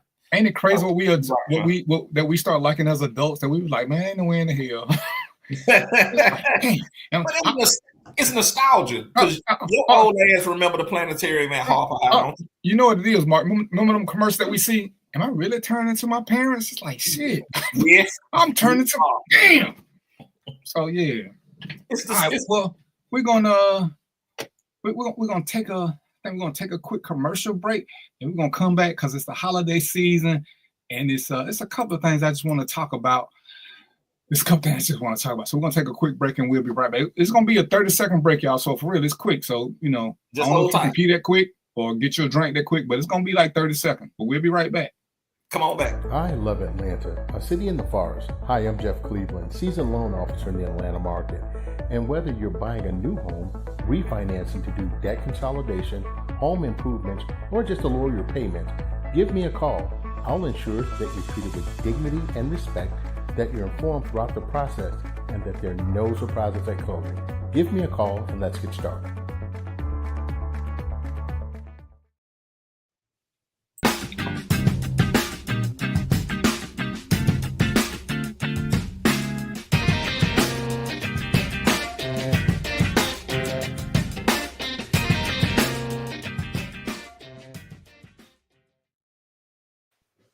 Man, everybody left me. All right, so it's December. I'm sorry, it's November the 19th. December. It's November. I was drinking. It's November the 19th, and I'm gonna share something with y'all. Just cause transparency. A few years ago, on the, I forgot what day it was. It's gonna come up on my timeline. Whatever this coming Monday is. A few years ago, I had planned to commit suicide. Had a plan, had everything figured out, did everything that suicidal people do. I even left some little clues. I left 2 clues on Facebook, and I was like, "Damn, I'm one of them." And once somebody, they didn't reach out to me. They came to where I was. And I say that because the holiday season is upon us. People who suffer from depression, not people who are sad. I want y'all to understand there's a difference between being depressed and suffering from depression. It's worse this time of year because all the holidays are coming up. Everybody talking about family, everybody talking about getting together, and people who have lost somebody, they're gonna be depressed, and some of them still suffer from depression. But it's just worse this time of year. Like, so you got Thanksgiving, you got Christmas, and you got New Year's. It's the time of year everybody start doing everything. And this is all I want to say. And I've talked about this, that if you know somebody, for those of y'all who got real people that y'all call real friends or that you're really close to, if you see them going through something, especially on Facebook, do not tell them to call you. Do not ask them what's going on. Either call them or go see them. Part of being depressed, the illness, is that you don't think that you're a valuable member of society. Your esteem, no matter how you look outwardly, it's at the bottom. And when people who claim to love you or who claim that they're going to check on you don't do it, you prove to them that they're not worthy of being checked on. So when you see a post, when you hear something from them and it says it's different from what you expect, reach out to them. Go to their house. If they live in another state, call somebody and tell them to go over there and check on them. Don't ask them to call you. Well, what's going on, sis? I'm here if you need me. What's going on, bro? I'm here if you need me. Why don't you just call them? Because clearly, whatever made you say that, the Facebook post made you say that, so why not follow it up? What you don't want to do, like I said, is you don't want to validate the fact that they think they're worthless. Nobody's going to check on me. I can tell everybody I'm going to commit suicide, and everybody they're going to do what's right for Facebook or what's right for social media. They're going to heart the comment. They're going to send a little tear emoji. They're going to write all these little comments. But who going to call? Who going to go stop by? Who going to reach out to one of their friends and say, yo, I got a friend. He over there. Hey, this is the address. Go by there. So don't lie and say you're a good friend. Don't lie and say I'm going to check on you. Don't lie and say I'm here if you need me. And I talked about this before too. Sometimes when your friend call and they don't want nothing, they do want something. They just want somebody to listen to them. So if they call, listen to their voice if they're really your friend. See how they sound. You might be busy. You might really, truly be busy. But make sure you call them back. You might be their last hope. And you just can't say, oh, I got it. You know, I had a couple of people who I called. I'm going to call you back. 4 years later, they still ain't called me back. Wow. Oh, man, I forgot all about it. And all I tell them, I say, you know, ain't no sweat. I said, but all I'm telling you is what I've been telling you. You're proving my point. Most of us have been to a funeral. Most of us have either been part of it or whatever. And you know how funerals go? When there's a funeral, everybody come to the funeral. Everybody tell their lies about, oh, you know, oh, y'all was great people. So-and-so was great people. I'm here if you need me. I'm here if you need me. That shit is good for 2 weeks. Because after that first month, if you've been the one somebody who lost somebody, how many people really stayed in touch with you to check on you to make sure you was good? And conversely, if you were going there to show your last respect, how many of these people did you check on a month or 2 months later to make sure they were still good? And this is, I mean, I know life is life and everybody got something going on. But if we're going to be truly about that life and look out for our people and be our brother's keeper, be our sister's keeper, some of these people crying out for help, and all you doing is saying, well, I know you need some help, but reach out to me. I know you need some help, but reach out to me because you're really not important enough for me to reach out to you. You're really not important enough for me to call you on my way while I'm riding home from work, while I'm riding to work when I know I ain't got shit else to do but drive. You ain't really worth me calling you then. So you got to be a little bit more deliberate, intentional about what you do and what you say. And if you know you're not gonna call them, just tell them that. Don't sit there and validate their negative opinions of themselves. Oh, I didn't know that's what I was doing. Well, what do you call it when you ignore somebody? You ask them something, they say they're gonna do something, they don't do it. What do you call it? No, it wasn't that serious. It wasn't serious for you because you the one who suffered from depression, but from the friend who was suffering from depression. And I looked at it because people would always call me and say something, and I look. When you look at the Robin Williams, you look at anybody famous who committed suicide, and you'll see the same thing. They all left notes, but outwardly they all look happy. But somebody knew they weren't. And you'll see the ones who got survivor's remorse, and it's like, damn, I was supposed to go by there today. If I'd have went by there, it wouldn't have happened. But you got so busy doing nothing that you didn't have time to go check on your friend who you knew or you felt they needed something. And understand this. I realize you can't always stop by, but call them. If it's somebody you know what their voice sounds like. You know what their voice sounds like. And it's crazy because you see all the commercials. Every time you see a suicide, they say call a hotline just so you can have somebody to talk to. So they're even telling you that most people who are suicidal just want somebody to talk to. They would prefer a friend. And the one sucky something about men, and me and Mo was on the show and we talked about this, is men don't know what to do when their man friend is crying. They don't know how to, most of us don't know how to process that or what to deal with it. And, me and Mo was on the show and the guy was like, oh yeah, I know what to do. I'm gonna just slap his ass. And everybody just got down quiet and looked at him. I hope y'all know I was joking. And that's the point. Why would you joke when we talk about a serious subject? We talk about something that affects more black men than we want to admit to. But now the subject is up. You think if you got a friend now who's suffering, they're gonna reach out to you? Because you're making a joke about it. Because typically that's what we like to do, because we want to turn everything in the left because we want to take some of the heat off us. We know what to do if our woman is crying. We know what to do when a woman's crying. We console them, yada, yada, yada, yada, yada. But when it's a man, what do? Well, damn, I don't know. Let's take him to the strip club. That ain't what you need. Sometimes men, women, as much as we want to hate it, we're the same animal. One gene separates us. One gene. Sometimes men just need somebody to talk to. Sometimes they just need somebody to listen to them and just let them vent. I spent 4 hours. Talking to a guy on Facebook who saw one of my posts and said he had nobody to talk to. I called him. At like 10:30. We talked to almost 4 a.m. Wow. Never met this guy before. Never met this guy. And he's like, only somebody who reached out to me. And you don't even know me. And I was like, wow. So I just want y'all to understand that, like I said, because it is the season. It's coming up on my anniversary. I was going to commit suicide. And it's a constant reminder because I make sure I still see it. So when I was at my lowest, and this ain't to blame none of y'all, but I know who said they would be there for me, and none of them were there for me. And I try to do better now. I still have the same thoughts. I just don't have plan suicide no more. But I know when I did, somebody came to me. So I just wanted to put that out there. It's 7:30. We're going to talk about something else. Y'all got any questions, fellas? I got a question for you. Damn it. Yeah, I got a question. So I hate you. And I don't know if you get in depth, but so I may see one of my friends post. What type of message did you, or what type of note did you leave on Facebook. So if I see it from someone else, I may be able to identify it.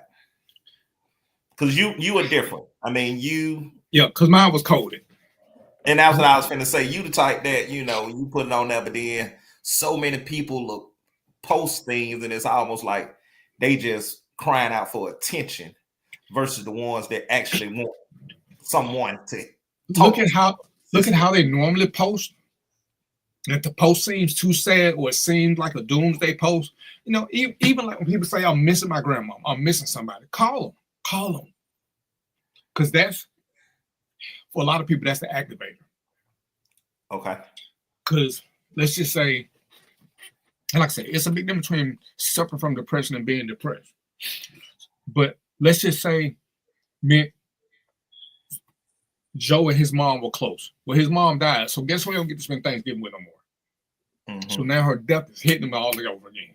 He thinking about all the things they did together. His rock ain't there no more. He needs somebody there. He ain't got nowhere to go for Thanksgiving because his mom ain't there. Everybody who said they was gonna be there, everybody forgetting to invite him to the events. Or even if they are inviting him, they forgetting how much he suffered from losing her because she was somebody important to him. He can't just ride by that. He still needs to process that. And when you lose somebody close, you eventually learn to stop crying about it, but you don't ever get over it. The sadness still comes.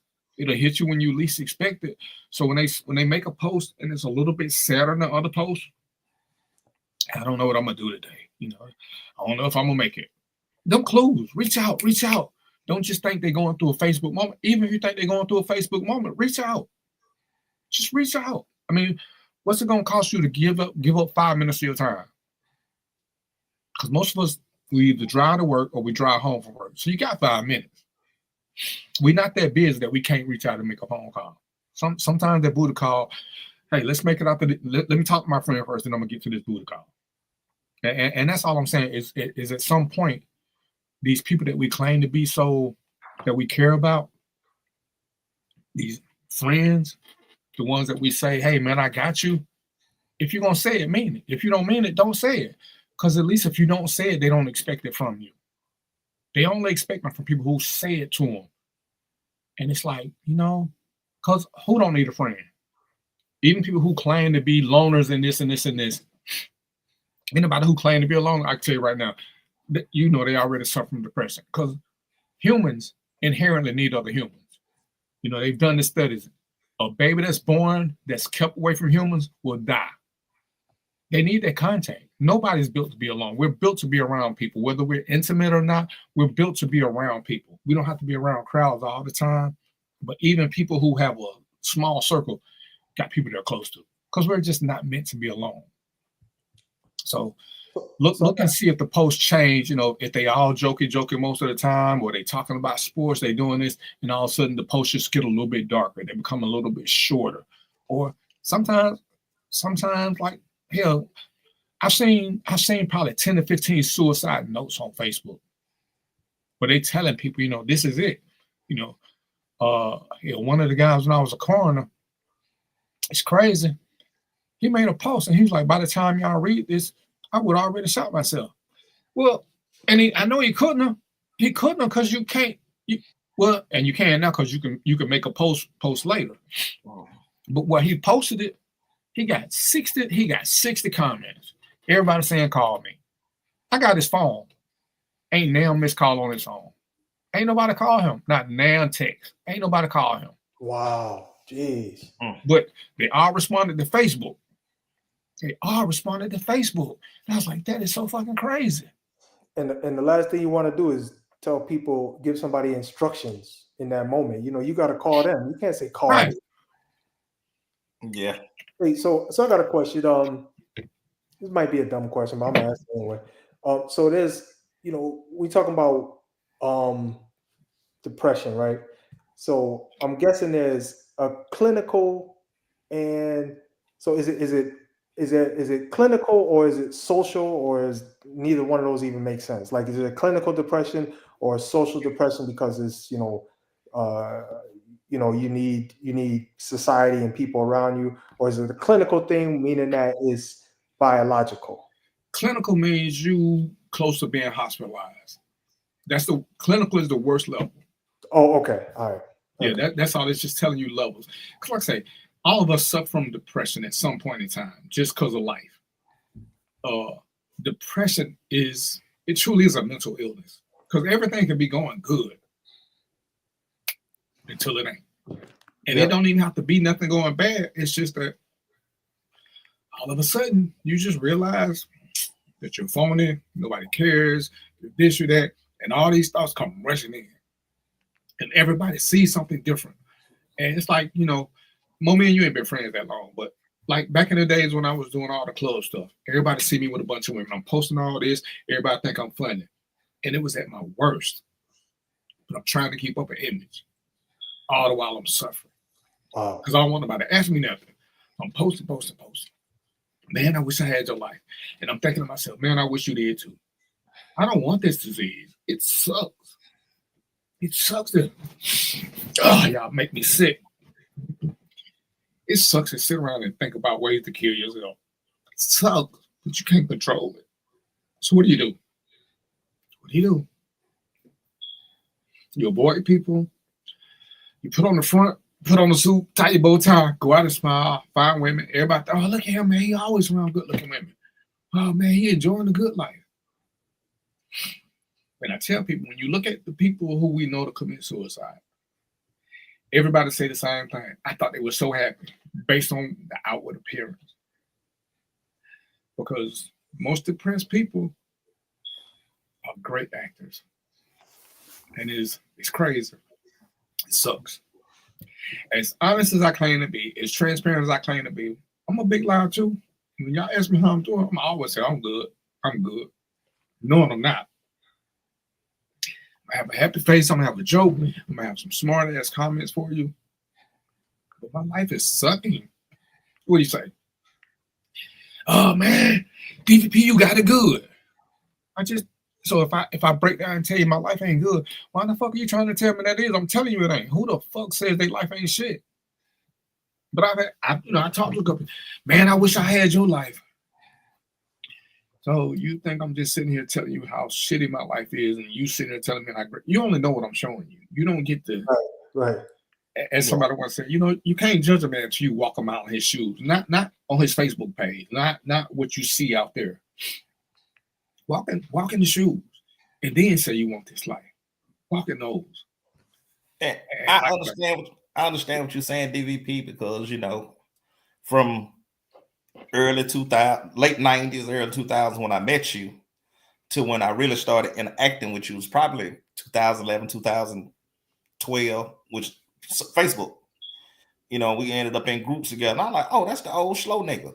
But I realized that. Hold on. Say with the good hands, bro. Say with the good hands. The old nigga, and I'm gonna give him his prop with the good hands. He had hands. He ain't run that but a hitch. But from what you posted and from our interactions from running into you at backstage, or any group event that you may be in at, yes, you did look like, oh, this nigga living his best life. So under the surface, I never would have saw it. And I never had a relationship with you to where I would understand that you feel or notice a difference in you. So like you say, you put on a good image.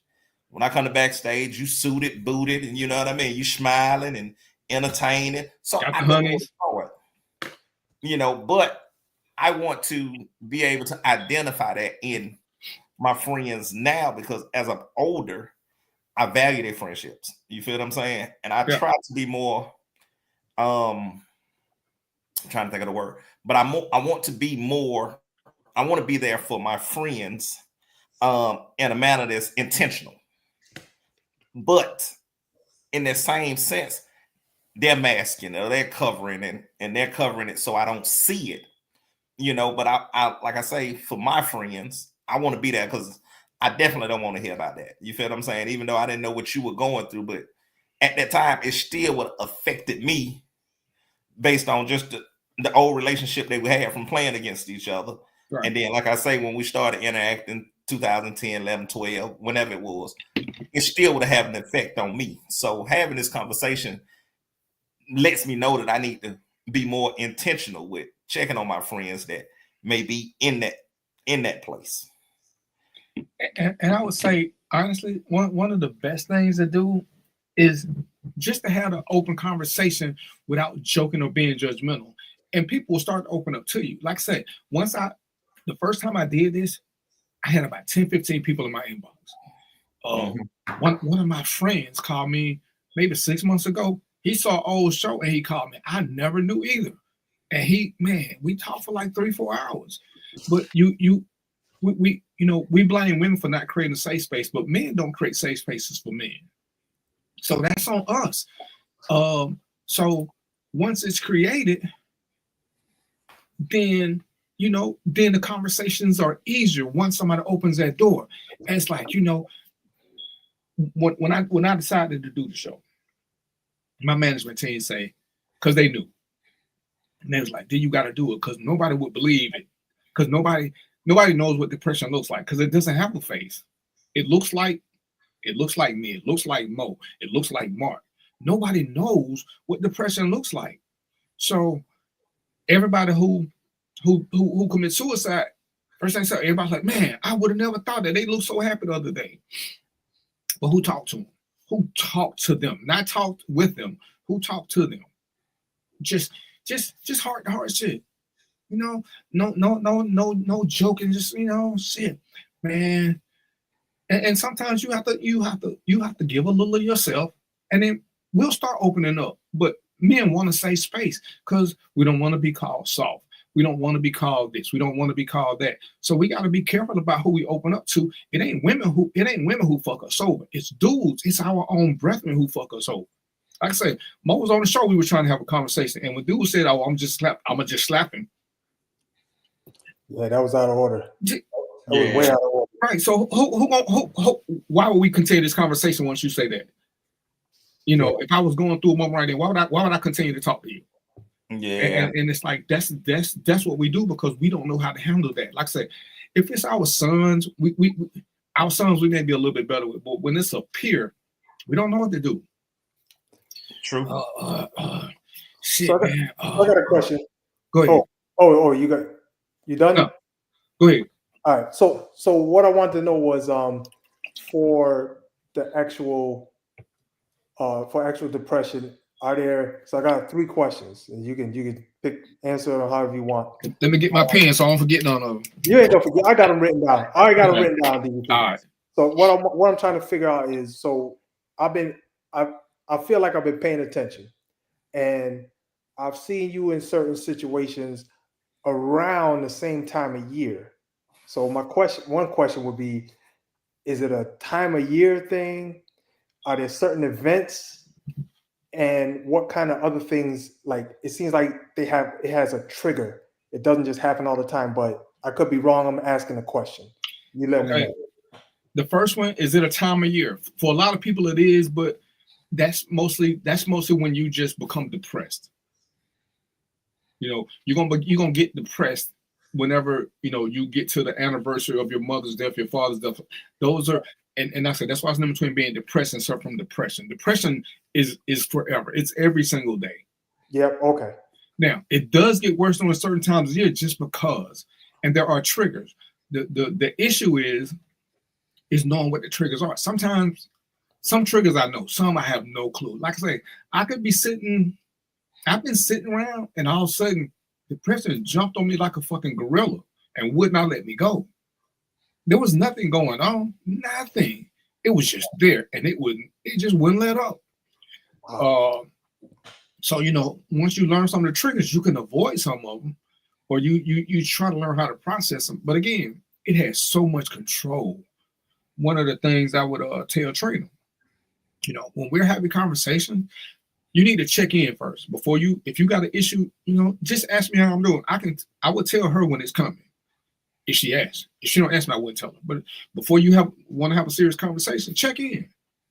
Because what I don't want you to do is want to have a serious conversation when I'm going through an episode. Because you could be like, she could come in and be like, babe, I'm dying from cancer. If I'm going through depression, I don't give a fuck. I got a monster who's attacking me.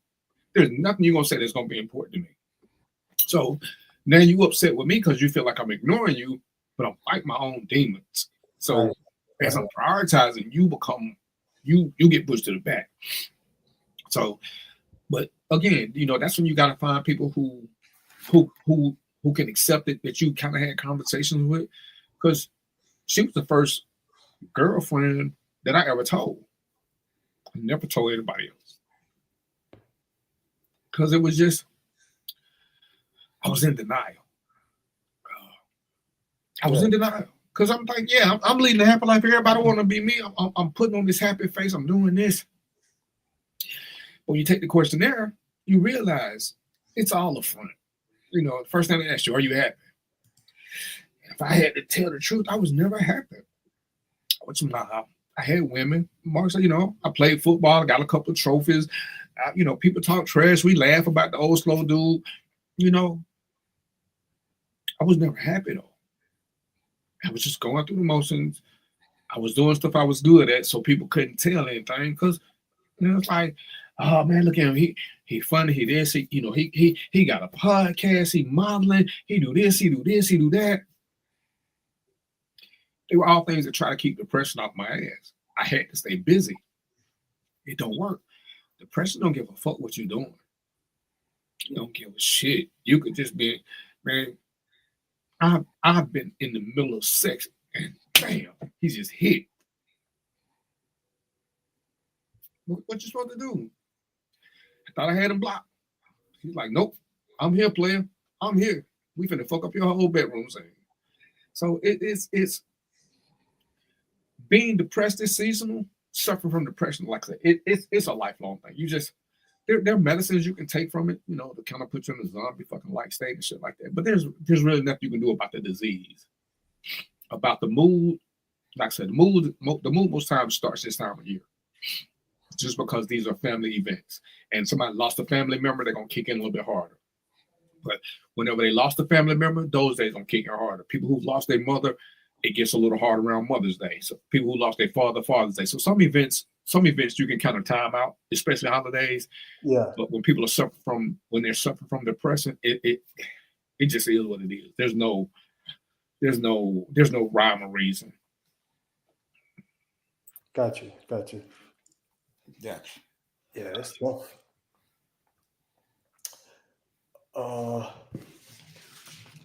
We got to end on the cheery note, fellas. We got to end on a cheery note. Mark, tell a joke. I mean, we got. Like I said, I want to make sure we got this clear, because, like I said, it was just something I need to do, but I didn't want to do it until right before right before Thanksgiving. Like I said, because I just need people, as Mark was saying, I need you to start paying a little bit more attention to your friends. I need you to pay a little bit more attention to the people who mean something to you. If I'm being honest, I want you to just pay attention to people around you, because some of the best people I talk to were people I would have never considered friends, but they noticed as the old white people say, they noticed the hitch in my giddy up. They noticed I wasn't smiling as much, that I didn't have as much energy. So, a couple of dudes say, hey man, what's up with you? You're saying you're not that same old chipper guy. You good? We went inside there, I had a ginger ale. They let me unleash on them, and all was good. And it's like my go-tos initially ended up being people that I didn't even know. They were just people who were in my zone, and they saw me on a semi-regular basis, and they just noticed something was different. But the people who knew me, they were too busy doing everything else, wanting to beat me or whatever. They didn't notice that they didn't notice anything was wrong. So it's just, it's just one of them things, man. It's one of them things. That it is. I mean, but glad you was able to beat it. I'm not say beat it, but glad you got over that moment. Yeah. Like I say, if he wouldn't have showed up, then there would be no random thoughts of DVP. Like I said, I had a whole plan. I had everything figured out. Everything. And it's just so crazy. I got it on my calendar to remind me. Just to remind me. And how long ago was it? 2019. Okay. Yeah. So we're glad we're here November 24th, 2019. It was on a Sunday. Well, you want to meet me at my third place? Where we going? What you laughing for? I will whoop your old ass in some video games. That's not gonna happen. Gee, where we going? You must gonna play one of them crazy video games that don't nobody know nothing about. Man, it don't. Oh, I forgot. You so old. All you got is a car with a joystick and one button.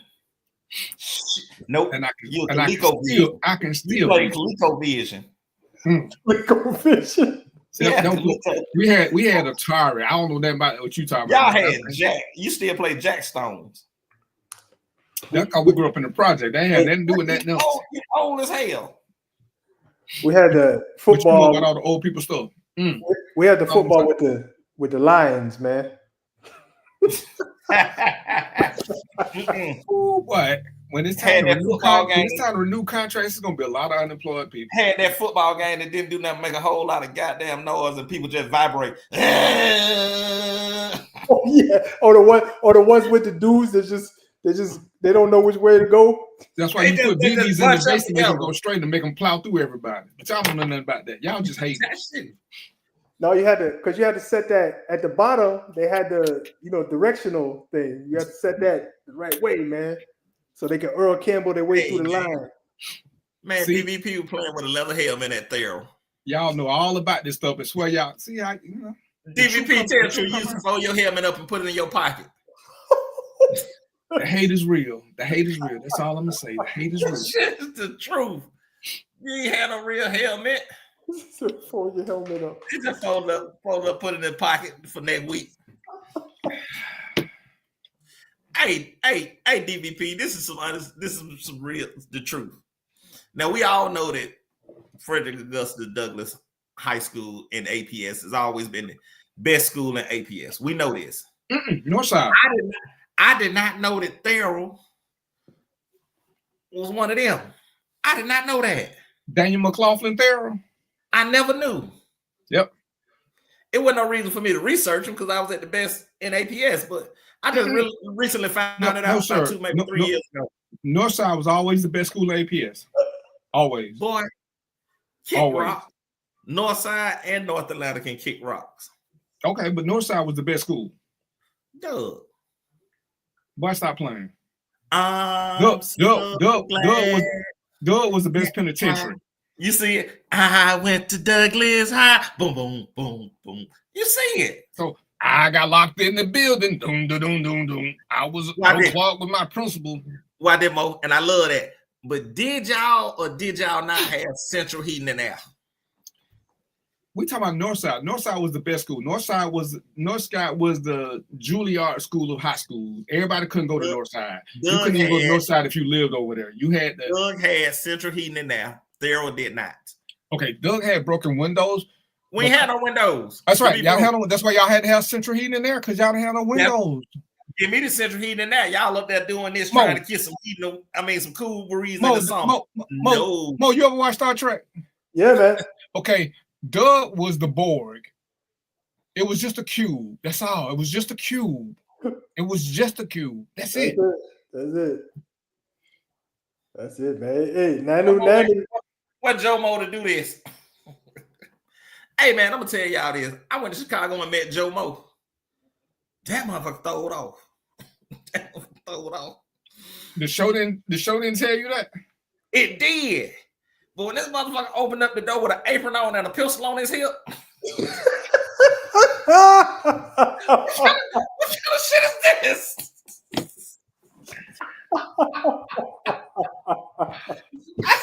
I didn't know if he was baking a cake or chasing bad guys, man. I'm like, what is wrong with this clown? Hey, man, that Joker was funny. And you stayed. I did, man. You saw a man with an apron and a pistol, and you stayed, Mark. The Joker's so interesting, man. I thought, Mark, a man with an apron and a pistol is never. That's not what we call interesting, Mark. Hey, man, no, I had to go in and investigate. Mark, work with me. A man with an apron and a pistol. Mark, we call that a clue. We call that a clue. So I had to keep investigating. Clearly, you don't know. You stayed. Clearly, you know. Hey, man, that Joker, that is. like the commercials, Dos Equis commercial. That's the most interesting man in the world. Like he take you from collector figures or what we call his dolls. He ain't gonna call them dolls, but he go from his dolls to his race cars to he's Etsy. He's an Etsy professional. So if you want some Christmas ornaments, call him. He up there making Christmas ornaments with his 3D printer. I think he had a bomb shelter in there because this is place and he wouldn't let us go, but I think that was a bomb shelter. But Joe Mo is an interesting fellow. Wow. Hey man. Y'all just what you say, DVP, you just don't know who you be dealing with. See, there's reasons I don't go to Chicago. Now you just gave me another reason not to go. Hey, you got to go visit him. That's better than I went by Obama House, but my best part of the Chicago trip was visiting Joe Mo. You got to check on your friends. No. Since you've already done it, we good. You got to check on it because that shit is hilarious. That man is interesting. He got his 1,400 books he gonna tell you to read because he definitely got a library for you. But hey, man, I'm gonna speak for I'm gonna speak for more on this. We're gonna take your word for it, player. Hey, it's like we're gonna Joe Mo will be the 8th wonder of the world. We're gonna take your word for it. That's all. I'm saying. You got to go see the 8th wonder of the world. No, we don't. No, you can't. I ain't seen the first 7 yet, so I'm gonna work my way up to it. Start at number 8 because it's easy accessible. That joke of that is, hey man, interesting. That was probably been 2 hours of my trip. Mo, we're gonna have a meeting about staff after the show. We're gonna have a meeting about who we will and won't let on the show no more. No more. Oh my goodness. Because clearly somebody slipped through. I'm coming back. I don't care what you say. I'm gonna be back every week. Mm-hmm. Okay. Just remember, I know where you live. You know who live? You. Okay. Exactly. And when you hear the buzzing sound, it's too late. That's all I'm gonna say. Once you hear the buzzing, it's too late. I'm gonna take a chicken every week till you let me in. Okay. Like I said, once you hear that buzzing sound, eggs that got too high anyway. And you know, chickens like pigs, they'll eat anything. So once you hear that buzzing sound and you feel the pecking, just realize you just became anything. Hey man, we gotta go head on, man. But yeah, I need some eggs, man. I ain't no eggs in about 4 or 5 years. So that's his party shot that he wants some eggs. I don't know where he gonna get them from. You ain't got no eggs no more. I ain't got no chickens. Where the chickens go? I let the chicken go when I started working in California. You ate the chickens? No, the 2 of them up the street. The other ones they probably got preyed on. Man, you can't keep going to California, homeboy. We need them chickens. Well, I'm thinking about getting some more, but I don't know yet. Let me buy one because I just need some eggs. Anyway, Mo, what you got? Mo president didn't get the egg prices down. I had some stuff, man, but y'all threw me off, man. No, he threw you off. Don't put no y'all in there. That was him. Y'all threw me off, man. What them stock prices look like? I was gonna say I just calculated one because I'm trying to keep an update on Target, and right now let's see. At the start of the boycott, it was 86. Right now it's 137. So it's going. I don't know. I'm not gonna say it's going back up, but it's going up. So it's up to back up. That was more than it was last week. Yeah. Oh yeah, it's rising. But so it went down to 86 and it's up to 137. I can't tell you if that was the boycott or not, but I like to keep an update on that, just see what's going on. Let's see. So yeah, that's it. That's it for that. Just a little update on this stock. What else I got? Let me see. Yeah, y'all know if y'all want to learn stocks, get in touch with me. I teach the free classes, so come through. I teach you. Hey, Mo, send me your information, telephone number, so I can play on your phone. I think you got it. Don't do it, Mo. Mo, give him 911. Don't do it. I need to call Mo, man. I'm coming to Arizona. Cause Mark, you remember that time we did the show? Uh-huh. We I called called each you. other. Oh, you called me, so you got it. I gotta go back through the list and get it again. He done been through 3 phones since then, Mo. I'm Why? finna see a DVP or buy me a new phone. Yeah, I got some Beanie Weenie cans. I'll get you one. I'll come work for the company. I can do security. You can't see over the counter. I got my own gun. The one that you got with the apron? And you know it. I learned a lot from Joe Mo. They say you can learn a lot from a dummy. Pew, pew. You ain't even finna get me and Mo in that. I'm gonna Listen. tell Joe to tune into the last 5 minutes of the show. I can't wait till he come back. I'm still stuck on the apron and gun, man. I'm like, Hey man, I that promise you. combination. I'm trying to like, if I open the door, right, and I see a dude in an apron and a gun, no. He was like, come in and look at Darth Vader. No, no, not happening. Come in and look at Darth Vader. What was I supposed to say? No? Oh my goodness. Yeah. No, he had a gun. I flew. I didn't have one. Hey, that's crazy. Whew. Anyway, it's 8:00 and I'm finished with my tea. Mark is clearly off his rocker. He ain't taking his meds. Mo is supremely confused now because Mark got him off his game. So we're gonna try this again next week. It might not be but 2 of us, maybe just 1, but it definitely won't be 3 no more. Yeah, we don't do good as the 3 Musketeers. We just don't. We don't. So until next week, y'all know what it is, right? Peace, popcorn, and chicken grease, and we out. Peace out.